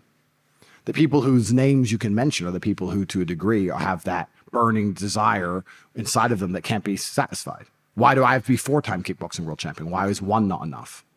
Right? Why did Conor McGregor need 2 belts? Why is 1 not enough? Like, all the men you can name had that inside of them. So to a degree, you're going to be slightly ungrateful for things around you until you lose them. What do you think that is? Like, feed them bread and water and they will be distracted. The people who get paid the most on this planet is people who distract the most people without living their own life. Sports teams, film actresses, actors, because people are distracted. People do genuinely go home and watch their TV and they're just programmed not to achieve anything, and it's sad. It's not that they're bad people, it's just all they know. Why do you think this happens? Why do you think people are so dumbed down that they can't open their eyes and see the world a bit differently? But I think it's breaking. I think the internet has broken it. I think to say maybe 10 years ago, or maybe even 5 years ago, it was at the height of the mind control of the populace. But I actually think we're in the middle of a spiritual revolution. I think that if you were to go 10 years ago and ask people on the street, does the news lie to you? Maybe 20% would say yes, and 80% would say no. But I think it'd probably be around 50-50 now. I'd like to believe it's around 50-50. Most people are starting to understand that everything is a fucking lie. It's all a lie. It's all programming. It's all garbage. And the internet has given all these different points of views and and I think MSM is becoming defunct. I think it's becoming less interesting. I'll say right now that me and you will sit here in this room with a few cameras and millions of people will watch this. More than watch Newsnight. It's crazy. So the world is changing, and what they're going to do to counteract that, I'm not entirely sure. Perhaps they're going to try and snipe particular characters who won't become controlled opposition. I don't know, and try and take them out and throw them in a Romanian jail cell. We're going to see. What do you think life is? That's a good question. And we can answer it from a very boring way. We can talk about it, that we have a responsibility to reproduce and we should have children. But I think life is many different stages. And I think that at the beginning, especially, and for a long period, you learn. You do learn the whole way through life, but you learn. And once you've learned enough, I think you get to a stage, and I'd like to feel like I'm almost there. Maybe you're 30, maybe end of your 30s. You've learned enough to implement all of the lessons and live a good life. And then I think once you get older, let's say 60 something plus, you don't live for yourself anymore. You live vicariously through the people you care about. That's what I believe. I think that by the time I'm 60, I'm going to be more interested in what my kids are doing than what I'm doing. Maybe I'm wrong. I'm not 60. I'm just guessing. But I think that's what life's all about. I think it goes through different stages. And I've never really seen, and the reason I say this is, the old people I know who are on their deathbeds, they're only sad to die because they're going to miss me. They're not sad for themselves. I don't know if you ever noticed that. They're like, I'm going to miss you. What are you going to be okay? They're worried about you. Like they're living through you so much. They're so vicariously living through you that their concern is for you. They've lived enough. So they kind of get to a point where like, well, I don't want to live. I don't care about me, but are you going to be okay? It's kind of weird. But it was the same thing for me in jail. I'd call my mom and say, are you okay? Is this okay or that? And she goes, I can't believe you call me from a jail and I'm trying to ask if you're okay. And you're saying I'm fine. And all you care about is me. Yeah, because I'm my man. It's kind of what I'm supposed to do, right? Take care of you. Yeah, when I was in prison at 22, my mum used to come and visit, and I was in a place called D-Hole, but I could see out the back, and I had that pup, a boxer dog, and she used to bring him up with my dad. My dad got diagnosed with leukemia, but I used to always put on the brave face, and it still breaks my fucking heart thinking about it, that the torment, because we're the babies, we're the sons. Yep. And that's what makes me, I just retired my mum 2 weeks ago, and it's been 4 years, and that's what she deserves. Yeah. As a man, you want to be alpha. We can talk about masculinity. You taking care of your family is the most alpha thing you can ever do in your 100%, fucking life. 100%. More alpha than any fucking Lamborghini or any garbage. That's the first thing you should do. Yeah. First thing you should do is take care of people. That's actually one of the things I think is most broken about Western society. When I see these like nursing homes and stuff, or just people just fobbing their parents off, or kids arguing over who gets the money from the parent when the parent's dead. Like when the parent's still alive and they're all fighting over it. So I just didn't feel like, I don't know. Maybe it's because I'm the oldest Tate now that my dad's gone, but I feel like I have a responsibility to take care of my mother and everyone close to me. And I think that men are givers. And as a man, you're going to feel happiest if you're giving. I think we're built to give anyway. If you look at a man who's depressed or really sad, I don't think a lot of them are giving as much as perhaps they should. Or if you look at a man who doesn't have the capability to give. But if you take a man, you put him in an important position, and let's say even me, 110 people rely on me for a wage. I feed thousands of children around the world every single month. I feed kids. It's tatepledge.com. You can see I feed kids in Somalia and Turkey, the earthquake. I was feeding children. If I feel like shopping and spending money, I find myself buying shit for other people. I don't want it for me. I have everything. I like to see, it really is better to give than to receive. I think that's the masculine. The true masculine role is to give things and the feminine role or the subservient role for a child is to be grateful for it. I think even a relationship is better that way. I love to like have a woman and she can be a spoiled princess as long as she spoils me back with unlimited gratefulness. I'm not going to have an entitled, ungrateful woman, but if she's extremely grateful, I like to give. I don't want her to buy me stuff. It's not interesting to me. When Christmas comes, what do men say? I don't want anything. We don't care, do we? We don't want this stuff. So I think the masculine is giving anyway. And you're right. And that's what makes you feel better as a man and happy inside of yourself. And that's one of the things, like I said, gave me the most solace in jail. Every time I heard or spoke to any of the other guys in there and they're talking about the problems they had outside, I was like, you know what? Everybody who has ever relied on me, I haven't let them down. Even though the Matrix has thrown me in a cell, I still haven't let them down. I'm glad I was paranoid enough to set myself up that way. And I'm at the point now where I don't even have a bank account. I don't have anything. I don't own anything. I don't own a house, don't own a bank account, don't own a car. I don't have social media. I have a Twitter account. That's it. I don't have anything. Like, so I've done that particularly and deliberately so that I could be killed. How much is social media playing a big part in people's sanity? Because I see a lot of women and men arguing now, masculine energy and feminine energy. For me, it's old school.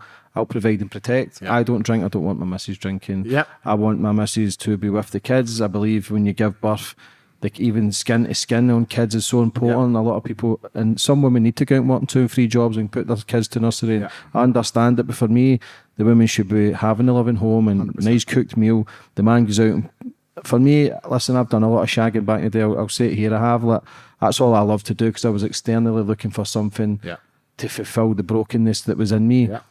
I'm all about one woman and I love that woman and I'll protect her. Listen, we're men get urges, men look around, but I believe in soul ties, I believe in sexual energy exchange, and 100%. I believe that can damage your frequency. And this is why these conversations are so powerful, because the shit that you used to say 5 years ago, 2 years ago, 3 years ago, people can change the way they see the world. Yep. People can make mistakes and go, do you know what? Okay, I understand. I was a bit naive then. Yep. I was doing it for the cameras and I was doing it to cause uproar, which happens. But for me, it's to learn from my mistakes. It's took me 39 years to kind of understand life. I struggle with eating. I love sugar. Yeah. But I'll create an excuse to go, I'm not doing anything else, so I'll overeat when I shouldn't be really, because I want to be leading for an example for my sons, my daughter, and going, my dad is doing it. We're in here, Romania. We've came to your house and we're grafting to create change and give freedom. Interviews like this gives my mum her freedom. Yep.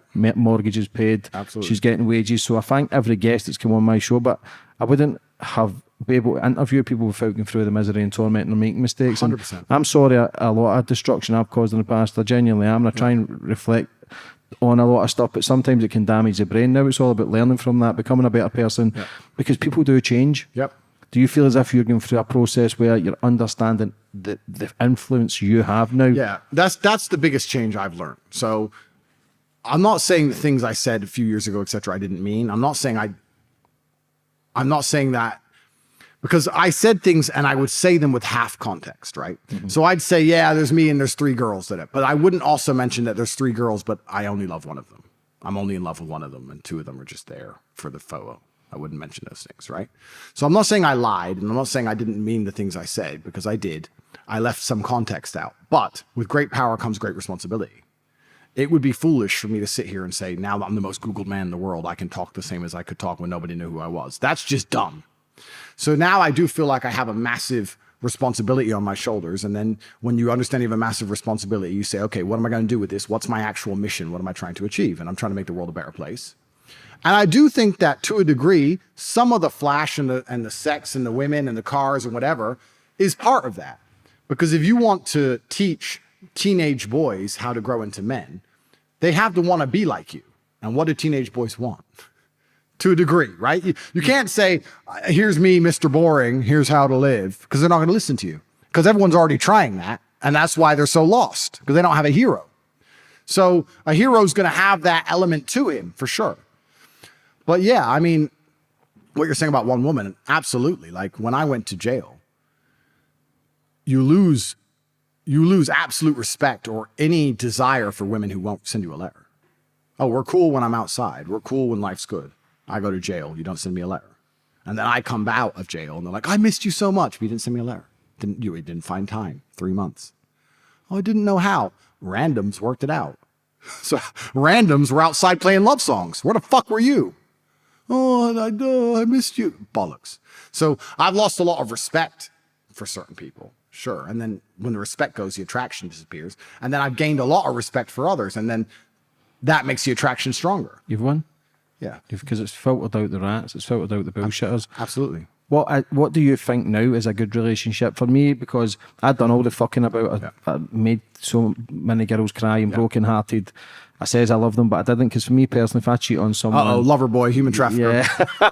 Because if I cheat on someone, me personally, I don't love them, and if they take me back, I don't think they love themselves. So both are losers.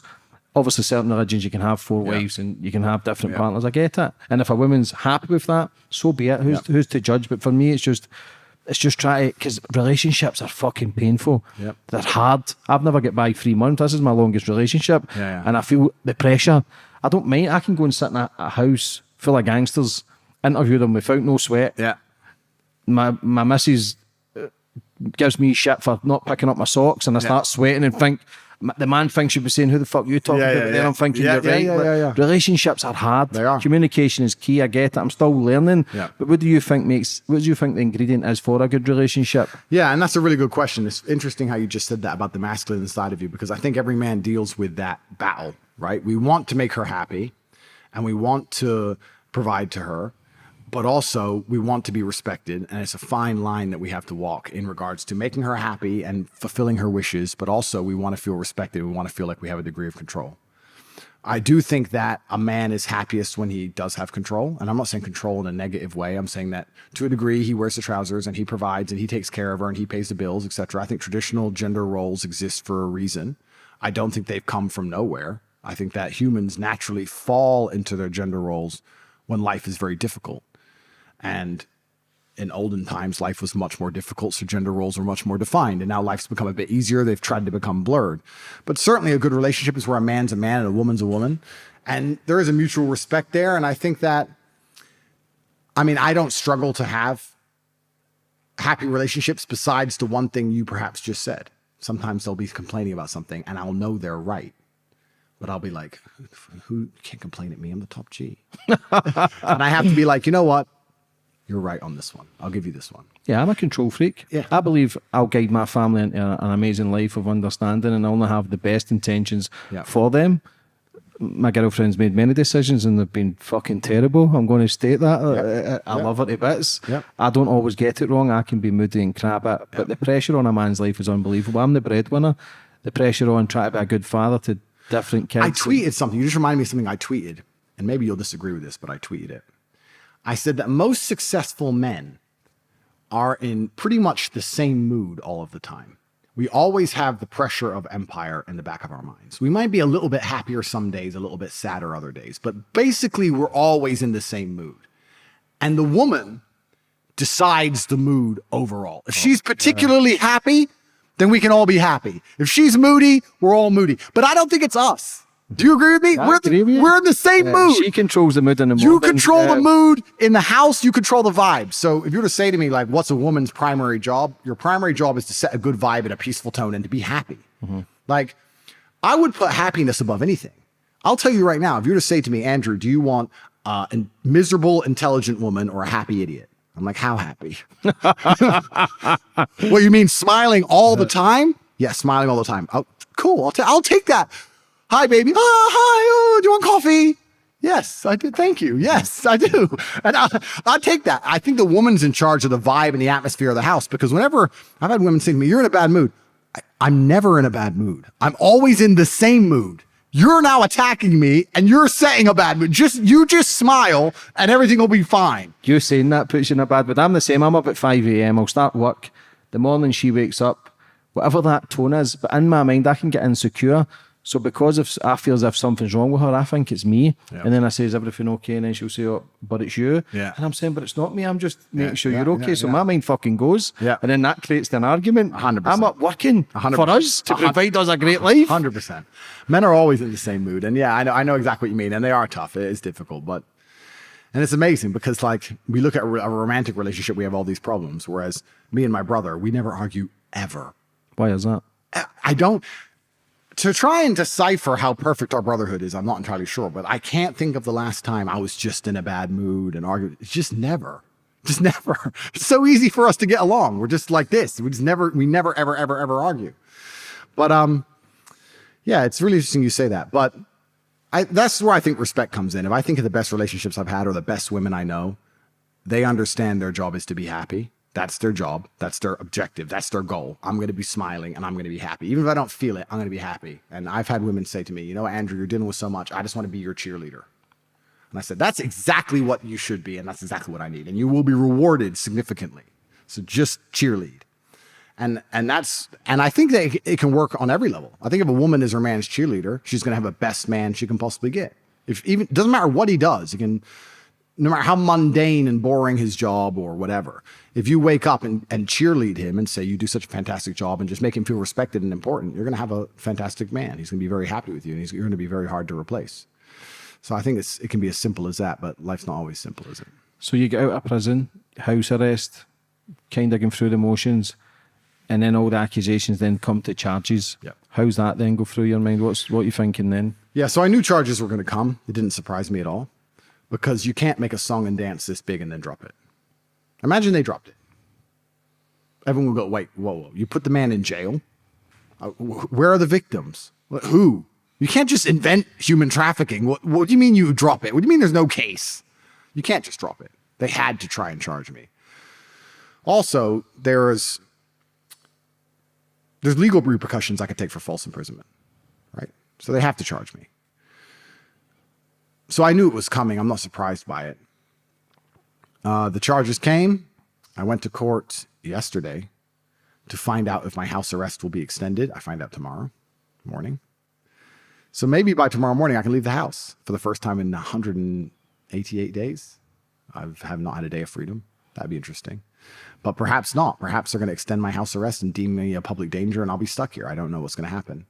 But I knew the charges would come, but I'm actually quite happy that the charges came because it's the first chance I get to display my evidence. All the way up to this point, every time I went to court, it wasn't about the case. It was about whether I should be detained as the investigation goes on. That's a different argument than the case. So it's very interesting because you stand up in the court and you're like, I have all the evidence, I'm innocent. They're like, we don't care if you're innocent or guilty. It's nothing to do with the case. This is about, should you be detained as we investigate you? And you're rich and you can run away. So yes, go to jail. It's frustrating.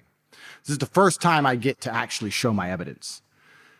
And I don't see how a judge can disagree with what I'm going to say and show. It's pretty black and white. What do you think will happen? Well, that's an interesting question. And I have to show, once again, respect to the country of Romania. And I'm going to stay in Romania no matter what when this is over, whether I win or lose. I'm not going to leave this country. I'm not going to run away. My brother has Romanian children. I have Romanian nieces now. We have a lot of Romanian houses. Our life's here. We've been here a very long time. I believe I'm going to be found completely innocent because the evidence that we have is more than substantial. It's insane amounts of evidence that show that we're completely and utterly innocent. I believe we're going to be found innocent. I believe that God, like I said, the moral arc of the universe bends towards truth. I think Martin Luther King said that. It just takes a while. Sometimes you look at the world and say, it's all just run by falsehood and lies. But I think the moral arc, although it's long, in the end bends towards truth. It's hard to hide truth forever. And the truth will come out and we'll be exonerated. And I look forward to that day and repairing my reputation and getting back to my normal life and just looking at this whole saga, this whole story and taking the lessons from it and trying to be the best possible person I can be, protect myself for the future the best way I can and go from there. And if it goes a different way, if I end up in jail, well, then I'll see you outside playing love songs. See, when you were going through all that, you've had a lot of controversy with big other YouTubers and stuff like that. True Jordan being one of them. He's had run-ins with Tyson Fury, Conor McGregor just recently. How did that beef start with you and him? Yeah, that's old, that beef. And truthfully, I held nothing against the guy. I don't have any real grudges against these people. But sometimes, unfortunately, the nature of the internet, when everyone's trying to get attention, is people say and do dumb shit to get attention. And he started a beef with me when I had a Twitter account long ago, when I had a webcam company, and he was saying that all the girls who work for me are whores and all these things. And I just replied to him saying, listen, there's a whole bunch of girls who saw you calling them whores, and you don't know who these people are, and that's quite misogynistic and sad. You shouldn't be calling a bunch of people you don't know names. They have children, and some of them have husbands, and you don't know who they are. So it kind of started there. So he started it. He was particularly aggressive. Thought he was a tough guy.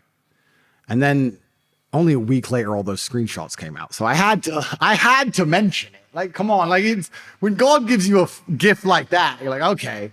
So I ran with that for a while. So he didn't like me. And then when I converted to Islam, he said I should blow myself up like all Muslims blow themselves up or something. And he lost all his sponsorships and got in a lot of trouble for that one. Stupid thing to say. But it is what it is. I have no real genuine beef with him. I can sit here and make fun of the guy, but beef over what? I don't really care. I mean, there's in the world, there's people. I do have enemies in the world, and I do know who they are, but they're not on social media. Let's put it that way. Yeah, this YouTube shit is amateur. It's kind of below me. Now it is because of all the shit you've been through. And in general, it's. I mean, even when I see this YouTube shit, even when Jordy was complaining about he's a Muslim and he's beefing me, that I'm kind of like, I don't want to say too much on this podcast, but like I'm living in Romania and I'm affluent, and I think people here are smart enough to understand what I'm saying. I have real enemies. You think I'm interested in some YouTube beef? Like if I had an actual problem with him, it'd be over. Like there'd be no more YouTube channel for him. Like I don't give a shit about this YouTube beef and these clicks and beef. And he made a video, I'll make one back. It's gay. Yeah, it's cringe. It's gay. It's so gay. Like if you're just gonna sit there, and, like if he's gonna make videos at me, like, you're just gay. What about the Jake Paul stuff? Was that close to being a fight, or was that just for media hype? Yeah, it was on the cards for a while. Because they kids, KSI, Jake Paul, Logan Paul, they get a lot of stick, but fair play to them for creating what they've created and making millions. I like that they brought back the idea of dueling someone you don't like. Don't like me? Fight me. I actually kind of like that. Yeah, you can respect that. You can respect that. KSI's an idiot. Logan's an idiot. Jake is actually quite a nice guy. I met Jake, and he's actually quite a nice guy. I wanted to jump back in there and teach him all a lesson. And there were some fights on the card, some big fights for me being organized in November. And I said to them, look, I don't give a shit about PPV and gate tickets. I want X amount of million up front. Expecting them to say no. And they're like, okay. I was like, all right, well, it's a lot of money. So it was all organized. And then I went to jail. So now it's all off. I mean, this trial might last 2 or 3 years. Then I'll be 40. So then it's pretty much too late, which is a shame because at 36, I could still do it. I could still teach them all a lesson right now. But fair play to them. I mean, they're young guys and they're getting attention and they're bringing life back into the sport of boxing, and it's good. I have a slight suspicion it might die down soon if they don't get some better matchups. But overall, I wish them the best. And I think it's better to be training hard in boxing than what did they do before? Put on Pokemon costumes and dance around like clowns? Bunch of fucking idiots. This is the thing with most influencers. I can't. It's kind of interesting because I've become the biggest name one of the biggest names in online space, but I don't know much about most of this other online stuff. I can't watch it. Someone said to me, hey, this big Twitch guy said this about you. I'm like, Twitch? Okay, Twitch. I know what Twitch is. Who the fuck watches Twitch? Who watches Twitch? I go and I click on the account and it's thousands of idiots watching a video game. Like it's just asinine. It's brain dead garbage. I don't know who these people are. Influencer. You look up an influencer on YouTube and look at what the shit they're doing. Look at I wore a Pokemon costume and bought Pokemon cards. LOL. It's just cringe. Yeah, bro. It's so embarrassing. I can't watch any of this shit. So at least they're boxing instead of doing that crap. The big thing converting to Islam. Yeah. For me, religion, I've always skeptic of it. There's so many religions, so many gods, but the Muslim community is the fastest growing community on the planet. Yeah. The Muslim community is so strong, and if they've got your back, they've got your back 1,000,000%. A lot of people might have said to you, it's a power play because you're a chess man, everything's moves. Yeah. What was the decision to join Islam? The closer you find yourself to God, the closer you find yourself to Islam. That's the bottom line of it.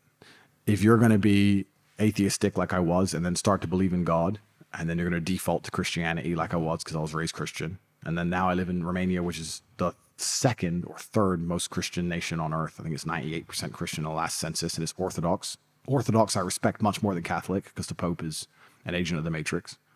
And Orthodoxy is still strong and strict, and they still believe a lot of the rules and laws. But as you find yourself closer and closer to God, you find yourself closer to the idea of rigidness and the fact that there should be strict, clear boundaries and guidelines. God says yes and no. God doesn't say, well, maybe if you want to, it's okay on these days. You shouldn't, but no, God says yes and no. God is very clear. And the closer you find yourself to God, you start to want that. As a Christian, I don't know how you answer to certain questions anymore. Yes, as a true believer, but which Christians are true believers anymore? As a Christian, I don't know what the correct answer is to a lot of the degeneracy that is happening in the world today. I don't know what a Christian would say. Would they say, it's fine, we forgive them for what they're chopping kids' dicks off? Or do they say that's wrong? What does a Christian say? I don't know. I know what a Muslim says. So it's like, it's the only religion left that makes sense to me. And you say it's a brotherhood and it has your back. I didn't consider that before I joined. I've learned it's true after I joined. Yeah, it absolutely is. There's, like every organization or every group of people on earth, it can go both ways. There's certain people who attack me for not doing everything completely correct like I'm supposed to, even though I'm a Muslim for 7 months. They're like, oh, you didn't read this bar. Or that. So you do have those people. But in general, yeah, it's a community. But I never considered that before I joined. I just found myself becoming more and more religious and finding myself speaking to God in my head more and more often, and then being very disappointed with the Christianity I see around me. How can I speak to God in my head and look for his guidance and then walk past a church and it's covered in gay pride flags? It doesn't make sense to me. I just found myself alienated from Christianity. It's like, well, which religion sticks to what it means? Which religion says what it means and means what it says? Because that's the kind of person I am. And I want a religion that reflects my personality. And I want to believe that God also thinks the same way. So you end up drawn to Islam. Who is God to you? Well, and I don't want to get in trouble with the haram police. I do think there is one God. I'm not an Islamic scholar, so I have to be very careful what I say. But I think that in Islam, we have a lot of respect for Christians, and we say that on the day of judgment, they will see that they were almost right. They were just a few things wrong, and they're very close. But for a long time, I was an atheist. And I can't tell you exactly when I decided God was real, but one day I just absolutely knew he was. And I think the easiest way I can explain it, the way it works in my mind, is that Newton's third law is that for every action, there's an equal and opposite reaction. And if you look at the amount of evil that's happening in the world today, there has to be an equal and opposite reaction. And I'd like to think the force behind the good, which is combating the evil, is God. That's the best way I can explain it. I think if you're doing good things in the name of God, then you make God real. If I feed 10,000 children in the name of God, God fed them. Because God made me want to do it. So God is real. No one can come along to me and say God isn't real. We can argue about if he's a man in the sky, if he's a concept, if he's an idea, where he lives, all these things. And once again, I'll make this very clear. I'm not an Islamic scholar. I'm not actually a scholar in any religion. I'm just talking about how I conceptualize and see God. Is that if the entire world was acting to God's will and it made the world a better place, then God made the world a better place. How much is having that belief on a higher power kept you sane in the dark times of your life at the now? Yeah, it's certainly a superpower. I don't see how it can detriment your mindset. It's kind of interesting because maybe this is one of the reasons I found myself religious. I haven't self-analyzed my religious journey heavily enough to discuss it because it just happened, which is why I believe it's so genuine. But I did say a few things a few years ago, and I said I refuse to believe in things that take power away from me when I was describing the fact that I don't believe depression is real. So when I feel depressed, I accept that I just feel depressed. I don't believe I have depression because I don't believe depression is real. I feel depressed, and one day I'll stop feeling depressed because I can't have depression because it's not real. A ghost can't haunt you if you don't believe in ghosts. It's just a noise. Gives a shit. It's the wind. Whatever. Going back to sleep. So by believing in it, you give it power. I refuse to believe in things that take power away from me. For the same reason, by extension, I guess you could also say I like to believe in things that give power to me. This is the first time I've ever had this thought. I've never pre-thought this. I'm saying it live in front of people, but perhaps one of the reasons I was so drawn to God is because I understood it gave me power. I understood I was a more powerful, formidable man. I was a more competent and dangerous and diligent opponent, a more feared opponent, if I believed I had God on my side. Why would I adopt a mindset that makes me less competitive? I mean, I have plenty of enemies. People are out to get me. We've proved that. Why would I adopt a mindset that allowed me to be less competitive in the heat of battle? If you're going to go into a war, you want to be as competitive as possible physically and mentally. And you look at every war zone. You look at any war zone on earth. I guarantee the soldiers are religious. I bet they believe in God. If you got shot, you'd start praying. If you were on that submarine underneath the ocean, show me an atheist that wouldn't pray. Show me an atheist that wouldn't pray in that submarine. When shit gets hard, you need God. Why do you think the shit has to hit the fan for people to believe in a higher power? Because look at life, look at the human body, the anatomy, the central nervous system, the brain. Something's created us. Yep. So why do you think that people have to wait? Because the law of attraction is a big thing, and I've been listening to you. Do you think you could have actually spoke a lot of your misery into existence because you're saying what's going to happen? That's a good question. So the first thing, the reason I think people need God only when things hit the fan, it's the same thing we discussed earlier about people not being grateful for anything until they lose it. It's the same mindset. We go to God when we have problems, but when everything's going good, we don't thank him enough. And that's one thing I try and make sure I never do. I don't pray to God to ask for things. I pray to God to say thank you for things I already have. That's one of the first mindset things I tried to change, is to show gratefulness to him. By extension, I show gratefulness to my life. That's the first thing. And the second point, what was the second point you mentioned about, you mentioned speaking it into existence. Yep. As for speaking things into existence, I've actually thought about that. And a lot of people have said that to me. Andrew, stop putting it in the universe, because you're saying they're going to do these things and then those things happen. But then I also feel like by saying them, I protect myself. Imagine I never told the world 25 times they're going to put me in jail for no reason. Like the second I went to jail for no reason, that helped me a lot. So I'm kind of predicting the future as a shield. I'm not trying to speak them into existence. I'm trying to predict the future as a shield, but I understand what you're saying, and it's a fine line. I have to be very careful because words are powerful. Oh, they're absolutely powerful. And I also don't want to make anything come true, right? Because it's amazing how you can also self-fulfill things. You can make things come true by self-fulfilling them. And I don't want to do that. I don't want to say something. It's hard for me to think of an example off the top of my head, but if I say, I believe they're going to break in my house and they're going to kill me or whatever, when I hear noises at night, it fucks my head up. Who knows what I'm going to do? I might badly react. Who knows?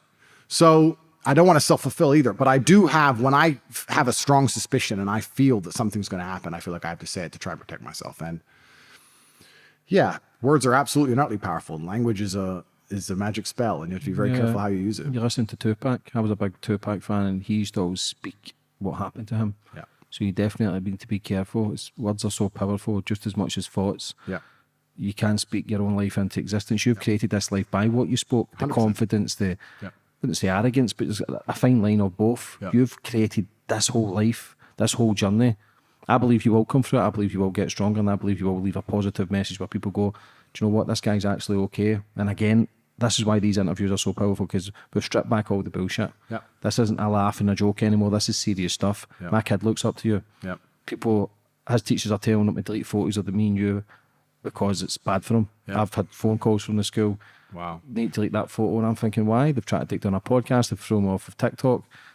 I'll always stand my ground of what I believe in. I ain't fucking daft. I ain't a mind reader. I don't spend 24/7 with you, but I'm a good judge of character. I believe you will leave a great message. People do look up to you all around the world. How do you then change the narrative and make people see that you are a decent fucking guy? Yeah. How do you change the moves? And I think a lot of people have now. It's just the matrix itself, which is left, which is trying to push these narratives. I'll give you an example. BBC will talk about how I said something 8 years ago on a video that got 100 views that could be misunderstood by young boys and is dangerous. I do not believe there is any 15-year-old boy on the planet who is finding 8-year-old videos with 100 views, watching them an hour long, taking out 3 seconds of it, putting it into his brain, ignoring the rest, and then becoming a bad person. The only reason these boys even hear these clips is because the BBC continue to use them in an attempt to slander me. So who's really poisoning their minds? It could be long gone. Like it's old and it's out of context.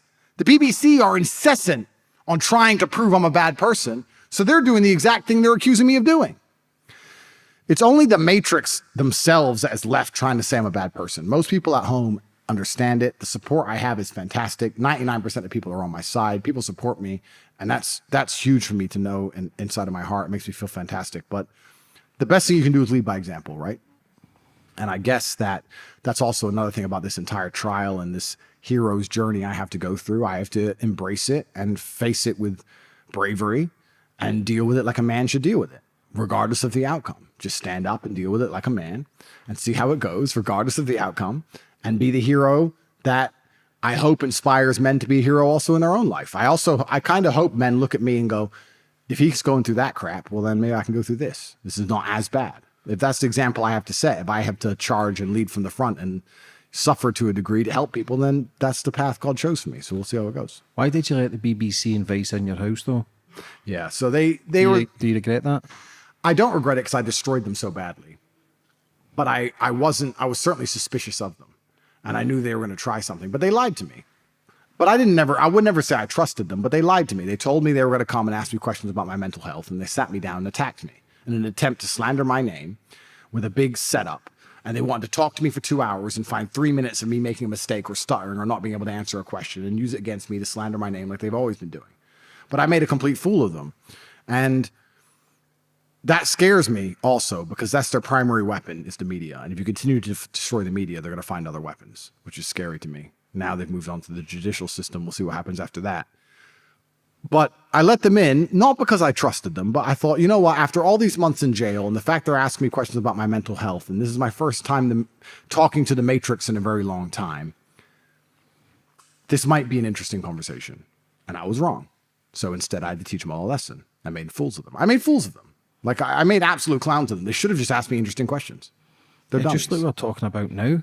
You don't have to challenge and be an ass to get what you want. Piers Morgan as well, your first interview, he seemed to have came for you, but that fucking tune sort of changed straight after. I think you realised this guy's actually okay. Yeah. How are you feeling with that first interview? Yeah, I mean, I didn't expect him to come that hard, and he did, but this is the thing. This is where I was saying earlier about I believe the spiritual consciousness of people is changing. And I think that we're in the middle of a great awakening because after the first Piers Morgan interview, when he came for me so hard, after the interview, I was like, well, this would be interesting to see back. And as I watched it back, it was hundreds of thousands of comments, people saying, Piers, what the fuck are you doing? Leave the guy alone. People are tired of the MSM in their lives. I believe people like you and your channel has more power than most MSM outlets. I would argue right now that the Daily Mail said that 2 + 2 is 5. And if you said 2 + 2 is 4, you'd have more impact than them. I think the MSM is genuinely failing in real time. I think that citizen journalism is the way to go. And I think that if the MSM want to even stay relevant, gatekeeping information and trying to set narratives and attack people that they're told to attack is just going to destroy them even quicker. But they're not allowed to change because the only reason they exist in the first place is to do these things. Yeah, but we're living in a society where people's feelings count more than the actual truth. Well, also, yeah, and the BBC is the British Broadcasting Corporation. They're a government-funded agency, and it is their goal to purport what the government wants purported upon the population. If the government wants you to believe the sky is green, the BBC are the people who are going to tell you the sky is green. That's their job. Do you think the news exists to inform you? Do you think the news, which is free and everywhere, is made by nice people so you know what's going on? You, Mr. Nobody at home. They really want you to know what's happening. That's why they give you this nice news channel. You fucking dumb? You out of your fucking mind? They don't give a shit about you. You don't know anything about how the world works. The only things they show you are bullshit things you're not allowed to, that don't affect anything. They distract you with garbage constantly. And if they're going to tell you something as a fact, it's a lie. So anyone who believes any of this shit left, I mean, there are some people which are just beyond saving. Pure Matrix agents. But anyone who's believing anything the MSM says, I'm truly at the point now, if I watch the news and they say something, I don't believe a word of it. I don't believe a word. Like even the most basic things. Today, this happened there. Nah. I don't believe a word they say. All they do is lie. What do you think people need to realise to try and make a better life for themselves? Because obviously there's music as well. You've got 808s, you've got certain beats that can trigger the central nervous system. We've got news channels, we've got TikTok. The attention span of a human being is coming down. Yeah. What do you think people need to do to waken up and try and see the world a bit differently to live a better life? I think a lot of it comes down to the community and the people you're talking to and the people you are associating with. I think if you're around free minds, your mind's going to be free. I think that the number one force of gravity on humanity is always going to be your social circle and peer pressure, whether it's positive or negative. You could talk about this. You said you struggle with addiction. If you hang around, what do they say once they say you quit drugs? They say get new friends, right? I'm guessing, but I've heard they say that. They say if you're going to go back and hang around with the same people, you're going to end up doing the same shit. So I think that the number one gravity you can have on your life in any direction is the people you hang around with. And everyone understands this. They say that you are the sum of the 5 people you spend the most time with. Everybody knows that, but then they don't curate their circle. If you hang around with people who are free thinking and perspicacious and use their minds and look around and come to their own conclusions and they're doing well and they're working hard and they're dedicated and they're rich, you're not going to be the only idiot. You're going to end up adopting some of their qualities and they're not going to talk to you anymore, right? So you're going to have to. So I think the most important thing you can do is just make sure you have a social circle of people around you trust And I get more information from my social circle than I will do from any news network. Let's say COVID-2 comes back. I'll text all my friends. Is this bollocks? You good? You good? You good? You good? Everyone? Yeah, bollocks. All right, bollocks. No, that's all right, done then. But it's scary how humans can be so dumbed down that they're actually in a lockdown. They never left their house. They're banging pots and pans at 8 o'clock at night, basically celebrating being in lockdown. And now it's all coming out. You see Joe Rogan speaking about it, and fair play to the man. Why were you never on Joe Rogan? Why did that connection never happen yet? Yeah, I haven't been to the USA yet. That's why. Hopefully with timing in the future, perhaps I'll go when I visit America. That's the ultimate. It would be good, yeah. And there's a lot we can certainly talk about. And you're right about banging the pots and pans. But even then, COVID, the reason I ignored it is because of my social circle. My brother, my cousin, and me, we sat around this table, and we said, if COVID is going to kill us, military-age males in prime physical condition, then the world is over. So what are we hiding for? The world is literally about to collapse. It's done. Where's open? Sweden. Cool. And we flew to Sweden and partied the whole time while people banged pots and pans like dummies. And we were in full nightclubs and full hotels. And Sweden never closed. And nobody talks about it. Nobody talks about the fact that Sweden was open the entire time. I think Sweden's got the less COVID deaths than anywhere in the world. It was open the whole time. And when I say open, they mean, what do you mean open? Like social distancing? No. Open. And Stockholm was crazy. Everyone was out partying and it was just nuts. I couldn't believe it. Crazy times.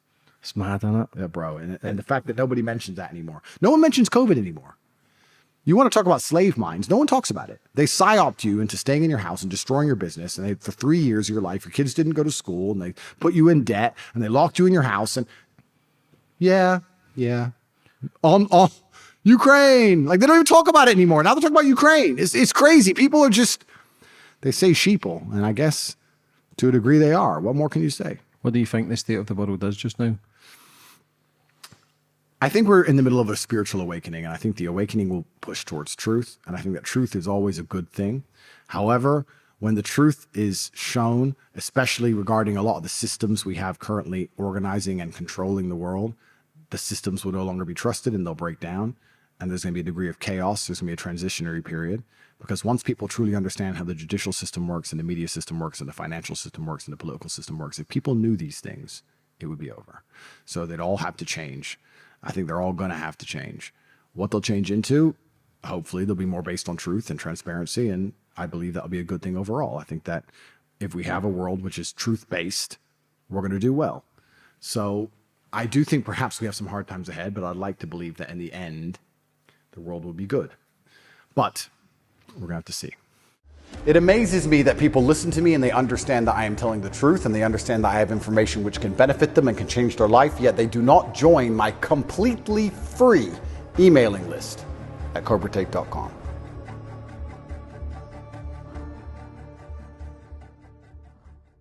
If Andrew Tate's president, what changes does it make to make the world a better place? Yeah, if Andrew Tate's president. The first answer to that is it depends if the president has any power, because I'd also argue the point that presidents don't have any power anymore. They can't do much. But secondly, to quote Whitney Houston, children are our future. So I think if you start with the education system and the things you're teaching people, as you said yourself earlier, that you can change the world pretty quickly. And I think a lot of very important people understand that, which is why it's so scary they're teaching the things they're teaching, because it's not an accident. They're trying to push the world in a very particular direction. If they want to push the world, if you're in charge of the world, you think generationally. Your children will be in charge of the world when you're gone. And if you want a certain planet, if you want the planet to operate in a certain way, yeah, you put things on the news for the adults, but what you truthfully do is you tell the children things, because they're going to grow into the people who eventually you'll be in charge of. And when you look at school curriculum, looking at it and going, this is all pointless, why are they teaching this? This is dumb, is actually very optimistic. When you look at it and you see the things they're actually teaching and you see all the pointlessness and a lot of the destructive attitudes and mindsets they're teaching to children and understand that it's purposeful, it's far scarier. The educational system is the primary tool of brainwashing and propaganda on the planet. What about, was there any big names that came forward and showed support, like Elon Musk and Joe Rogan's, you're quite surprised with, Jordan Peterson? Yeah, Patrick Bet-David was, I have to give him credit. That's why I gave him the first interview. He stuck up for me massively when I was in jail. And I do believe there were some others, but I'm in jail. So it was hard for me to see. Now I'm out, I get a lot of support, but I also know a lot of the people who are supporting me now said nothing when I was in jail. It's life, right? Bandwagon. jump on the Tate bandwagon now. So I don't know. I didn't really track it. I do remember that Patrick Bet-David really stuck up for me. He was a good guy. Elon reinstated my Twitter, and he let me keep my Twitter the whole way through, which is I have to give him credit for, because Meta deleted my brother. I was already canceled. My brother wasn't, but they deleted my brother's Instagram when he went to jail. So he allowed me to keep my Twitter to defend myself. So I have to give him massive credit for that. But I believe I had a lot of silent support. Like, I don't want to say names because I don't want to get anybody in trouble. But even this morning, I got a message from somebody who was at somebody's house in LA, and him plus another guy are massive fans. And like, these are the most famous people in the world. So it is kind of crazy. It's kind of nuts. But people should own it. As a man, if you believe in something, just own it. I agree. Don't stop being a pussy, man. Just own it. I agree. If you put yourself at the forefront, then you've got respect. Yeah. Because you don't become a man if you're too scared to say something because you lose something, because it's irrelevant. You can always build it back. Yep. I always say this, people get cancelled, but I always believe they can cancel themselves, because there's always something you can do to then come back. Yep. Always. Yep. It's a defeated attitude. They've cancelled me, so I'll just quit. It's not the case. Tommy Robinson speaks very highly of you. Yep. Another man, what the fuck's in the water in Luton? But two men, Tommy Robinson's one of the most famous men in the UK. He came to the forefront. His mind has changed. Yep. I didn't agree with a lot of his views. Me and him were back and forth back in the day. Yep. Now he's became a good friend because he's understanding life. I don't know if, like you say, with all the shit you go through, I wouldn't say it humbles you, but it makes you question the world that, okay, I've got a platform, I need to I can do better. Yep. What's the connection? How does you and Tommy Robinson come about? Yeah, we're both from Luton, so we both know each other, and we've always kind of known each other. And I've always understood his patriotism and his desire to have the UK a Christian country and full of English people. I don't think that's a bad thing. I don't think it's ever bad to be patriotic about the place you're born from. But obviously, I completely disagree with him on Islam now. At the time, I'm not going to say I agreed with him, but I understood his points. But I really look forward to having a conversation with Tommy. That'll be a really interesting podcast, because I think he has a lot to learn still, I believe. Let me say this in a very diplomatic way. He talks about, the indoctrination of children and how the country's failing and all these things. And he's trying to find the opposite force to contest these things. And the opposite force to evil is always going to be good, which is God. And I'd like to think he believes in God, but I guess he's a Christian, which is fine. But if the Christian church has no teeth, if the Christian God isn't feared, how can it be God? How can you have a God you can mock? How can you mock God and nothing happen? How's that God? Is that the God you believe in? It's not the God I believe in. So I think he's going to have to accept that there's a logic fail somewhere in his thinking. If he wants a good force to oppose evil, and he accepts that must be God, then the God must be powerful. It can't be a weak God. So how can you say it's not Islam? But we'll see. We'll talk to him about it. It'll be interesting. It'll be an interesting conversation. And I'm not here to convert anybody either. That's not my intention. But yeah, Tommy's saying a lot of the problems with England is Islam. And maybe for a time I would maybe thought he had a point when it comes to patriotism and that kind of thing. But I must disagree with him, because it's the Muslims who are protesting against the indoctrination of children. It is the Christians that put him in jail. Muslims didn't put him in jail. Christians put him in jail. Yeah, I look forward to talking to Tommy. I don't want to give away all my talking points now, but it was the white Christian judge that put him in jail. And I do believe that you can't save people who don't want to be saved, and you can't make people think a certain way who don't want to be open-minded or understand your points. And I also believe that the strong conquer the weak. I think that's a universal law. Even if you look up into space, right? Large planets attract smaller planets and destroy them. That's how it works. I think if you're going to have a weak culture or a weak mindset or even a weak religion, eventually it will perish, and that only the strong survive. And no matter how hard one individual champions a particularly weak ideology, it doesn't make a difference if the ideology itself is not strong. I don't see how England can call itself a Christian nation anymore. I don't think it's a Christian country. I can walk through London and mock Jesus. I cannot walk through London and mock Allah. So how is it a Christian country if I can mock the God of the nation and nothing happened to me? The only religion people are afraid to mock in that Christian country is Islam. Yeah, it's like any religion, there's always good and bad. It's like anything in life, there's good and bad. For me personally, it's just if you're a good person, you can be. I'm probably close to Muslim than anything. I don't drink, don't eat bacon, don't smoke, don't take drugs, don't gamble. Yeah. But for me, I believe I'm on God. I believe I can create whatever. Listen, things might change in a year, 5 years, 10 years, and that's okay. I was raised a Catholic. I've got a crucifix fucking tattooed on my back that I detest now. I've got some random man fucking the size of my back tattooed. So who the fuck is it? It's a guy with long hair who I've never met, but I bought into it. Yeah. And at that time, it probably served me. But for me, I'm open-minded. If you're Muslim and you're doing well, do you know what? I've got nothing but respect. If you're Christian, you're doing well. I've had homeless people who turn to Christ and end up changing their life, coming off addiction and end up wanting to help other people. Yeah. I've got many Muslim brothers and sisters who are fucking solid and they do amazing things for charity, and their mums and dads are amazing. Every time I get into their house, there's always amazing food, nothing but love and respect. So if you're good, you're good. A lot of people can do bad things and then blame religion. But you're going to get that if there's over 2 billion people in each religion. There's going to be mad People bastards. do good and bad things in the name of everything. Yeah. Veganism, science, safety. Safety's the biggest thing. The idea of safety is where they do the most heinous acts. Since the beginning of time, it's always been safety. For your safety, bang the pots and pans, lock in your house, miss your doctor's appointment, die of something real because of COVID. So even in the name of safety, which we can all agree is a fantastic thing, bad things can be done in his name. Everything could be Trojan horsed.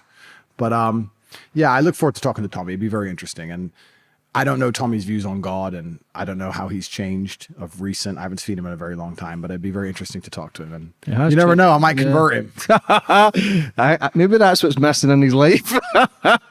All that hate and rage. You'll see him in Saudi with a big beard. It has changed. You'd be surprised at the things he's talking about. He's talking about the royal family. He's talking about wars. He's talking about, because he was very patriotic. He was EDL. Yeah. But now he's talking about, he's waking up to realising something ain't right here. Kate Hopkins. I think it's only people who get cancelled who just show so much support for you because they understand that when they come for you. I never thought I'd be friends with Kate Hopkins and Tommy Robinson. Very close, they understand life. I don't agree with views that they do and something like that, but they don't agree with everything I do, and that's okay. Alex Jones, man, he's a massive supporter of you. All these people who were cancelled, why do you think it's them? Do you think it's because they understand the shit that you go through? I think it's they understand the shit you go through, and they also, even if they don't agree with every word you say, they respect you for having an opinion and telling the truth. The scariest thing about the world we live in today is that there are people out there who do not think other people should have opinions. My opinion is X, his opinion is Y. They should get rid of him because of his opinion. That's the most truly scary thing. I have no problem debating or arguing with anybody about any opinion. And I believe you're entitled to have it. And I think you should be able to say it. I don't care even if your opinion is I'm a dickhead. Keep it. Fine. Say it. No problem. If your idea is so fantastic, then come and challenge me with it and defend it. That's what I think. I think the truth is usually somewhere in the middle. I'm not saying I'm right about everything. If I believe this and you believe this, the truth might be here. That's the whole point of our debate, of our argument, of our disagreement. But there are people out there who genuinely believe nobody should have an opinion that differs to them. And those people, by coincidence, always have the exact same opinion that the Matrix wants them to have. Isn't that interesting? These people never think, I don't want anyone to have a different opinion and my opinion is completely unique. No, I don't want anyone else to have a different opinion and my opinion is what the TV tells me to have. Those are the most dangerous people. The most dangerous people on the planet are the complicit people. Compliance. It's complicity that's dangerous. It's the complicity that allowed all the Jews to be murdered. They just comply. Oh, well, no, it's not me and it's not my problem. And the TV said, the radio told me. So much has been done in the name of compliance. All of this COVID garbage was just a big compliance test. Compliance. We know this because in the countries where nobody listened, COVID ended pretty quickly. The countries that didn't comply, there was no COVID. The countries that complied, there was COVID. That's how the disease worked. It's clown world. It's absolute insanity. So compliance is a very dangerous and very scary thing. But some people's minds are not ready to be freed. They say it inside of the Matrix. This is the reason I call it the Matrix, because that movie so accurately describes the world we live in so many different ways. But it says so many people's minds are not ready to be freed. And there's nothing you can say to them. They're just going to become an agent when you attempt to free them. If you sit down and make it clear that you're a free mind, they're going to morph into an agent and try and kill you. They're just going to sit there and say, no, COVID. And they're going to defend it. The producers of The Matrix are now transgender. I know, which is also another mind fuck. It's all weird. Like, I don't know, but that is a very interesting. Yeah, that's a super interesting point because the movie's so based, and then who knows? But the women who actually wrote the Terminator as well. The Matrix is a follow-up from the Terminator. Really? Yes. I didn't know that. There you go. Thank you. Interesting. So the Terminator was the first film, the Matrix was after that. So it's all connected. She actually sued them for $1 billion or something. Wow. American women, because it's not their movie. She wrote the Terminator and the Matrix to follow up. Wow. So it's all about the robots and how it's all connected. Interesting. Very interesting. All right, I'll have to look that up and I'll send you her name. Crazy. Fucking crazy, because how could they make basically a documentary about questioning life, but then they go trans? I have no problem with anybody going trans. Just don't fucking teach my kids that. Yeah, and that's the scariest thing, right? Because as we said earlier, the education system is how you morph a country. It's how you affect the country on the long term. And the things they're teaching children, they're not teaching under the guise of tolerance or we want the children to understand. No, they're trying to change the population for the future in a specific direction. Are they trying to make the population of young men, let's talk about men specifically, heroic and hardworking and strong and protective and have strong principles and boundaries? No. What are they trying to do them instead? Teach them to be tolerant and pacifist and flaccid and compliant and complicit in a bunch of garbage. And why are they trying to do that? Well, if you're going to try and raise a nation of slaves, do you want slaves that resist or slaves that comply? Which would you want? We'd want compliant slaves, of course. So if you sit and say, by the year 2100, we're going to control the money with CBDCs, and we're going to control where they go with their electric cars, and we're going to control what they're allowed to see and say, otherwise they're going to go to jail. We want to make sure we have compliant people inside of this nation, compliant slaves. We don't want people who stand up and resist this. No. So that's why me coming along with my massive influence, even doing something as simple as advocating for men to go to the gym, being strong of body and mind now is an act of resistance. Just training hard and saying no to ideas you don't agree with makes you a rebel. And if you have enough people who listen to you, like I have, they will punish you for that. Yeah, it's crazy. You can down the rabbit hole, you talk about chemtrails, but I think one of the Kennedys was talking and Joe Rogan, Alex Jones says that. He says they're putting stuff in the water to make people turn gay. They've done a trial with frogs with the same water, and after 10 weeks they were all gay. Yeah. Who knows? You've got to question everything. But again, I don't know. I just like the thought of conspiracies as well. Unless I see it with my own eyes, whether the moon landings are fake, the world's round or flat, I genuinely don't know. How can I tell somebody about it if I've never seen it? Completely. Are we avatars? Are we aliens? Are we computers? Are we in a fucking game, a simulator, Total Recall? Yeah. What was the Jim Carrey film? Truman Show. The Truman Show. But what are we? Yeah. Because I've been around people who died, took their last breath. My father, my great uncles. I've been around them when they took their last breath. And when they take their last breath, it's a sigh of relief. They're not screaming. They're not shouting. They're going in peace. Yeah. So it tells me that something else is out there. For sure. That's really interesting. I've never heard that before, but I can imagine it to be true. And yeah, by the time we'll learn about what all this is about, it'll be too hindsight, right? It'll be too late to affect any of it. But that's why you have to build your mental models in your brain and decide what you're going to live by and what you're going to try and do with your life and how you're going to operate. And I truly, genuinely like the idea of everybody who interacting with me having a better day because of it. I think if you're just a good person and you do good things and you tell the truth, I think overall you're not going to regret that decision very often. I can't think of many times I look back on a situation in my life and I think, I wish I was less polite. I wish I was a worse person. I wish I cheated and lied. Maybe you get them now and again, but that doesn't really happen to me. Perhaps you think, you know what, I should have just told the truth. Should have come clean. Shouldn't have done that. I wish I was more honest. Why do you think so many people gravitate towards you, Andrew? I think people gravitate towards me because I tell the truth in a convincing way, in an engaging way, but also I've shown that the path of truth and the path of being a good person can actually lead to a lifestyle that I know many people want. I think that it's a huge tapestry that my brand has, and the financial success is part of it, for sure. But I also think it's the fact that I don't cower. I don't bend or say sorry. I don't apologize. And I think that attracts a degree of respect in any red-blooded man on the planet. The fact that I will stand up and say, no, this is what I said. This is what I meant. We'll put you in jail. Then put me in jail. Yeah. And I think that is quite unusual in the world today, where someone does something, True Jordy gets canceled, issues an apology. It's all so gay. I'm like, no, that's what I said. I'm not saying I still mean it. At the time, I said what I meant. I'm not saying I haven't changed. I'm not saying I haven't grown. I'm not saying I shouldn't have said it. I'm saying that I say what I mean what I say, and that's what it is. And that's part of it. And I also feel like I've been put in a position where my struggle is not just for me anymore. I think I'm fighting for a lot more than just me. Do you feel that pressure? I do feel the massive pressure, because I feel like me winning can genuinely change the world for better in so many ways. You do know if you ever got convicted that so many people would be heartbroken. I don't think anybody would. I still don't think anyone would believe. Yeah, but you know, people who genuinely love you Yeah.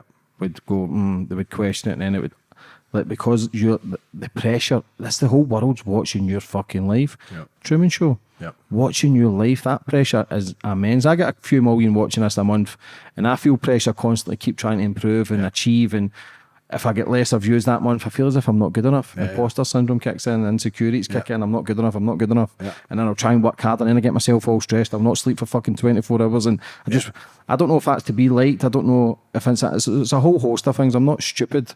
I do struggle, but I kick on. I don't defeat. I think about drinking and taking drugs and going back to my old ways because it's fucking easier. It's easier being a loser. Oh, 100% it's easier. It takes bravery to do the right thing. Yeah. It always takes bravery to do the right thing. And it takes bravery to do anything of merit. It takes bravery to love somebody. It's very easy to just run around and fuck girls and not love any of them. That doesn't make you a hero. You're a hero if you love someone who you know can break your heart, who might leave. That's bravery. It's hard to do the right thing all the time. It's hard to be with somebody, and I'm talking about relationships now because it's just an easy way to apply it. It's hard to be with somebody and sit down and both of you admit you both did wrong and you want to make it work. That's hard.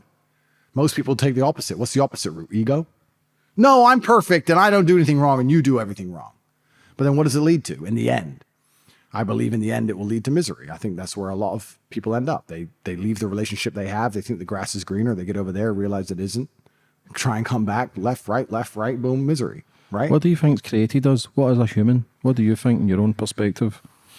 Well, I think God has created us. And I think that he has created us in his image. And I believe that life, the purpose of it is to learn, and it is to struggle, and it is to suffer. And I don't think that we are put on the planet to be happy.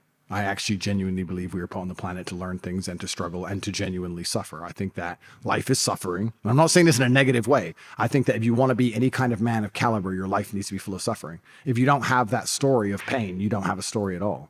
It's just the way the world works. You're not going to be a credible man who is respected if you don't have a bunch of pain and problems in your past. If you wake up and you're born as a man and everything goes exactly to the way you want it to, and everything's nice and easy, nobody's going to respect you, and you're not even going to be happy yourself. I believe that also the masculine imperative not only is to give, like we said earlier, but it is to overcome struggle. We look at struggles and we look at problems and we want to overcome them. You just said it yourself. I want more followers. I want to get bigger. It's a problem. I want to fix it. I got to beat it. It's inside of us. So I think that all these bad things that happen to us are actually a blessing. We should be glad for all of them. We should be proud for them. I'm glad God put me in jail. That's the mental model I've decided, because I refuse to believe in anything that takes power away from me. And I believe that I'll be the most powerful version of myself if I am happy that I went to jail. And if by some miracle I lose this case and they put me in jail again, the mental model I will adopt is, good, okay, God has something he needs me to learn, so I'm going to go back to the dungeon. And that's just the mental model I'm going to adapt, because I think that's the best way for me to compete and be the best version of myself. So a human, I think, is a vessel designed to suffer, to become a best version of itself so it can pass on lessons to the fullest of its capability to its offspring before its ultimate demise onto the final stage, or the next stage of this life, or whatever lives we live. So we'll see. Why do you think so many relationships are breaking down now? So many divorces. I know the stats have come through that women in their 30s, I think it's like 50% are not having kids anymore. Yeah. And the stats are by the time they're 70, it's they're going to be their biggest regret. Like, why do you think it's all it's kind social of media, backwards? it's outside influences. Do you think it's so? Social media, it's outside influences, and not just outside influences from social media. It can be the girl's friends. If I have a girlfriend, I say, you do not insult me to your friends ever, because you think it's just venting, but overall it's going to bite us. Because you're going to name, every time we argue, you're never going to name the times we don't argue. Eventually they're going to start saying I'm a piece of shit, and eventually you're going to listen to them. Just don't say bad things about me to anybody. What's the point? It's like, if you want therapy, talk to me. A lot of it comes down to basic communication and ego. Like I said earlier, it takes bravery to sit down and say, look, I think you're completely wrong. I think I'm completely right, but I'm not going to attack you. I'm not going to be egotistical about this. Let's discuss this. Let me try and understand your point of view, and let's fix it. And it's much easier just to be egotistical about things. It's ego that destroys relationships. And I don't believe in the long run that that's the right thing to do and the smart thing to do. And I also know that the grass is always greener where you water it. It's not greener anywhere else. The amount of, most women or men They won't make any effort for their partner, but if they break up, then they'll fucking get in shape and put on the cologne and look their best to go try and get a new one. Should have done it for her. Do you know what I mean? The grass is always greener where you water it, and I try and keep that in mind as well. And I don't really have a problem with relationships or anything, but I feel like I'm in a unique position because I have a really big battle on my hands, and any woman who's with me understands that the fight I have is so large that her job is cheerleader, and she does her very best, and we get along quite well. But I'm not the person people think I am. They think, oh, top G, da da da. If a woman has a problem and she comes to me respectfully, I'll absolutely listen to her and try and help her. Of course I would. Why wouldn't I? Yeah. In the Patrick Bet-David interview, you spoke about your testosterone, which is massive for men. Testosterone has dropped for men. Men are becoming weaker, softer. We understand that. Why is your test so high? Because I think your body and your mind are linked. And my mind's constantly at war. I'm constantly stressed and people are trying to hurt me. And I think that if you are waking up every day and checking your phone to see which government agencies want you gone and which problems you have and which enemies of yours are gaining ground, and you have to find a way to combat against all of this, when you have the British Broadcasting Corporation trying to spread lies about you and you have to get more views than they do, than the BBC, your mind's at constant war. And I think your body reacts to that.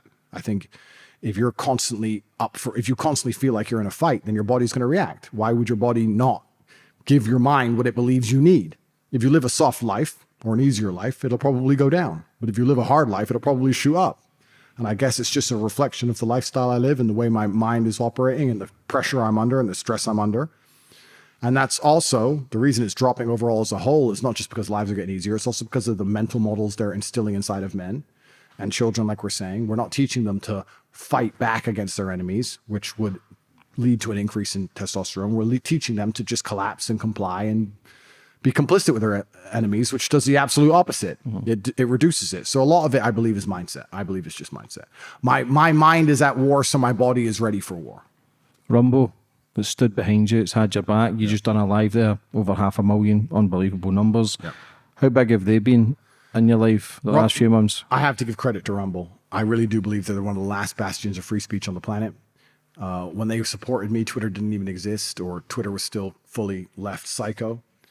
I was deleted from there, and Rumble came along, and I know the CEO very well, and he is truly committed to free speech. Truly. So anybody who has a YouTube channel, I strongly suggest you make a backup on Rumble. You can do it automatically. You can make an account and click a few buttons, and it'll upload all your videos, automatically do everything. And if you upload to YouTube, it'll automatically upload to Rumble in future. So Rumble is certainly one of the weapons that's being used to crack the Matrix, because the Matrix is an information wall. And if we can get through that and people can start to see the truth about things, the world's going to change. Rumble's a fantastic site. And yeah, they've been huge for me, and I'm never leaving. Where does Andrew Tate go for the future? I'm going to beat this case. And then I do have plans for once the case is beaten, but I'm not going to tell you what they are. Good man. Sometimes you can speak it out of existence just as much as you can speak it into existence. Absolutely. For anybody that's watching that maybe believes the accusations and the charges, what would you say to them? I would say to them to use their minds and use their brains, and don't judge me based on my personality or whether you like me or not, or don't be emotional about this. Let's be very logical. If you're a person who is watching this and you have a brain and you're smart, but you believe I'm a human trafficker, this is the story you must believe. You must believe that me, Andrew Tate, a man with no criminal record, who has never been convicted of any crime in any country ever, at the age of 35, when he already had a net worth in excess of $250 million, decided to form an organized criminal group and begin human trafficking. It's clearly not my personality profile, because I don't have a criminal record. And it's clearly not a financial motivation, because I'm already rich. He decided to human traffic his friends near him who had TikTok accounts, who are now defending me, saying, he didn't human traffic me, this is stupid, let him go. If you believe that story, that without financial motivation and without any other motivation, and the fact that I've never been a criminal before, I decided to somehow human traffic people close to me who are now defending me desperately, saying this is unfair and corrupt and he should be let go. If you still believe that I'm a human trafficker, you should put a mask on and take your 8th booster injection, because you are beyond help. For any kids that's watching who look up to you, who's been told not to follow you anymore, what would you say to them? I would say to them that, and you know what's funny? Because I actually like the idea of children listening to their parents, even if it's not to follow me. Even though I know that's wrong, I don't want to teach children to rebel against their parents. Does that make sense? Of course. So it's quite a difficult one. But I think It's kind of funny. When you tell a young boy not to watch something, what does he do? Watches it. Of course. So I won't say much besides the fact that I will say one thing to my fans, and this is really true. Whenever you're defending me, I really want to make it clear when you're defending me to try and do it in a respectful way. Because sometimes haters come at me and talk a bunch of garbage. I don't want any of my fans to come along and say, well, you're an idiot, you're ugly, you're this. And, you know, I'll say it. I'm allowed. I'm a top G. Most of the girls who hate me are ugly. The hot ones always love me. But I would like the idea of being more respectful in the discourse. That's one thing I will say to any young boys who want to stick up for me. If you want to stick up for me, do it in a respectful way. For anybody that's watching in the struggle, who's gone through it, maybe in prison, can't see a way out, what advice would you have for them? My advice is that one day you're going to look back on all the things you're currently going through and you're going to be glad they happened. If you have the right mental model, if you change how you think, one day you will look back and be glad they happened. And the most fantastic thing about changing the way you think is, regardless of what people say to you or despite the fact they tell you it's not true, I promise you, one of the only things on the planet you can control is what you think.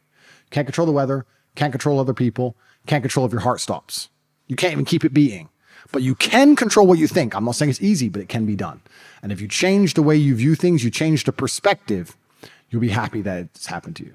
Sometimes you can have an event or it's like a prism. You can have something and it's all about the perspective you view it from. And I think if you are malleable enough in your mind and disciplined enough to instill the correct software at the correct time to make sure that you're as competitive as possible, you can take any situation or scenario that you're going through and find the positive in it and use it to make you a better person. What do you think, just looking back in your life? You're still young, you still got your whole life ahead of you. How do you feel about it, just talking about it? And today's a powerful conversation. It's natural, it's free-flowing, and this is Andrew Tate that I know. Yeah. So proud of you for keep going, not quitting, because pressure gets to you, no matter if you're a top G. I've seen top Gs fucking not want to live here anymore, and you've felt it yourself. It's a test of character, everything you're going through. But what do you think, just kind of finishing up on it all and looking back at the last 36 years coming from your dad, chess, and getting moved around and try to do something in your life, kickboxer. Listen, you were on your ass for many years. Kind of pulled yourself out, and now you're a multi-millionaire. You're hanging out with the right people. You're doing an interview with me. Life's going great. But what do you think, just the life you've lived through it all? Yeah, it's certainly been interesting. There's been a lot of ups and a lot of downs, and I've gone, like you said, from the absolute bottom to perhaps the top of the top, and I think you learn a lot of lessons on the way. And you need the juxtaposition to even enjoy anything at the top anyway, so I'm so glad for the bad times. There's nothing fun about being rich besides talking about when you were poor. The only point in buying a $10,000 steak is so you can sit with your brother and go, this is not worth 10 grand. I can't believe we spent 10 grand on this. We never had 10 grand in our savings account ever. And then we can both laugh about how poor we were. Otherwise, why be rich? If you were born rich, I think being born rich would be one of the worst experiences. I think one of the worst lives. How so? Because you have nothing, you're never going to truly ever appreciate or respect money. Money's never going to make you happy. You're never going to have those stories to compare anything to. You're just going to expect for everything to be done for you. And if heaven forbid something goes wrong and then you end up poor, you won't be able to deal with it. Imagine being rich till you're like born rich and you're rich your whole life. I'm talking about you've been on private jets as a kid, your parents had money, and then at 42, it all goes wrong and now you're a brokey. How would you even handle that mental shift of I can't pay the council tax? Imagine it. Like, I don't think you could be prepared to ever go broke.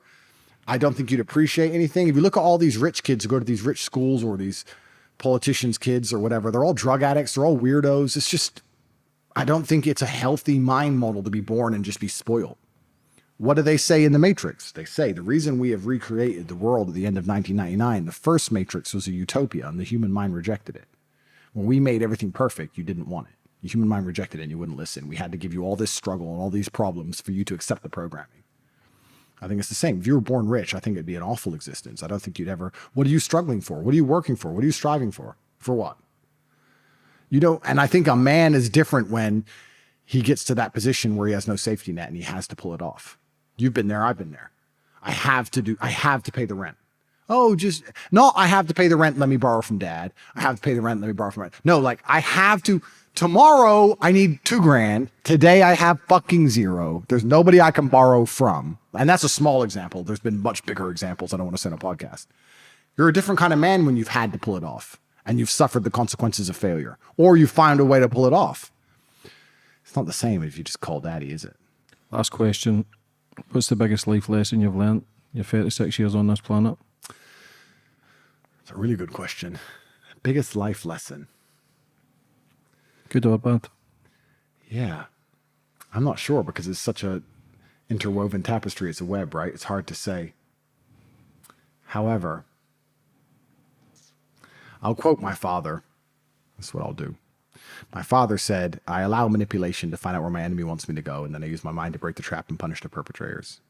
And I think that that is one of the biggest life lessons I would like to also teach to people around me. When someone is trying to teach you something or trying to tell you something, you need to first identify why they want you to believe it. Secondly, you need to identify how you're going to act once you believe it. Then you need to work out and decide, does this person have your best interests at heart? And if you go through those three things in order, you'll be surprised how many ideas you're told that you don't want to believe anymore. How much do you miss your dad? With all my heart, I always am. I'm always going to miss him. And I idolized him, and I think a son should. But I also think it's the natural progression of life. The only alternative is I died before him, which I think would be worse. I think it's worse for a parent to lose a child than a child to lose a parent. This is the way it's supposed to go. It's the natural order. So all I can do is be glad that it went in the natural order. And it's a part of life that's unfortunate, but it's real. And they say you only become a man once you lose your father. So it's part of growing up, I guess. Yeah, I believe so. And that's the tough thing about life. Sometimes you've got to reach the depths of hell to understand there's more to it. Would they want us to suffer? Would they want us in pain? There's many times I used to sit full of fucking cocaine and I used to hear my dad fucking listen.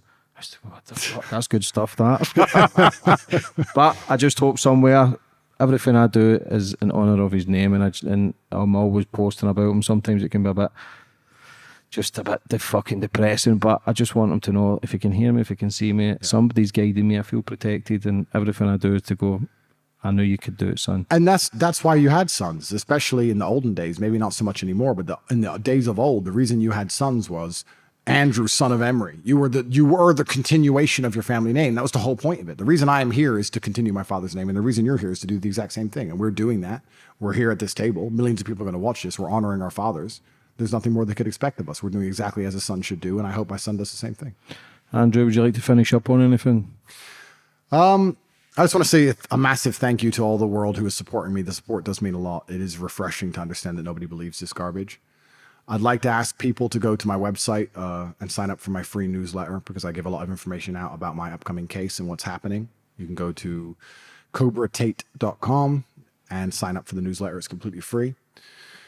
And besides that, this is going to be a long, arduous battle. So it's going to be a battle of attrition, and they're going to try their very best to damage me, and all the messages of support are super appreciated. I think you've come over the worst of it. Listen, for letting me in your house and giving me your time. Thank you. Nothing but respect. I genuinely wish you all the best for the future, and I actually look forward to seeing what you do, brother. Thank you, bro. God bless you.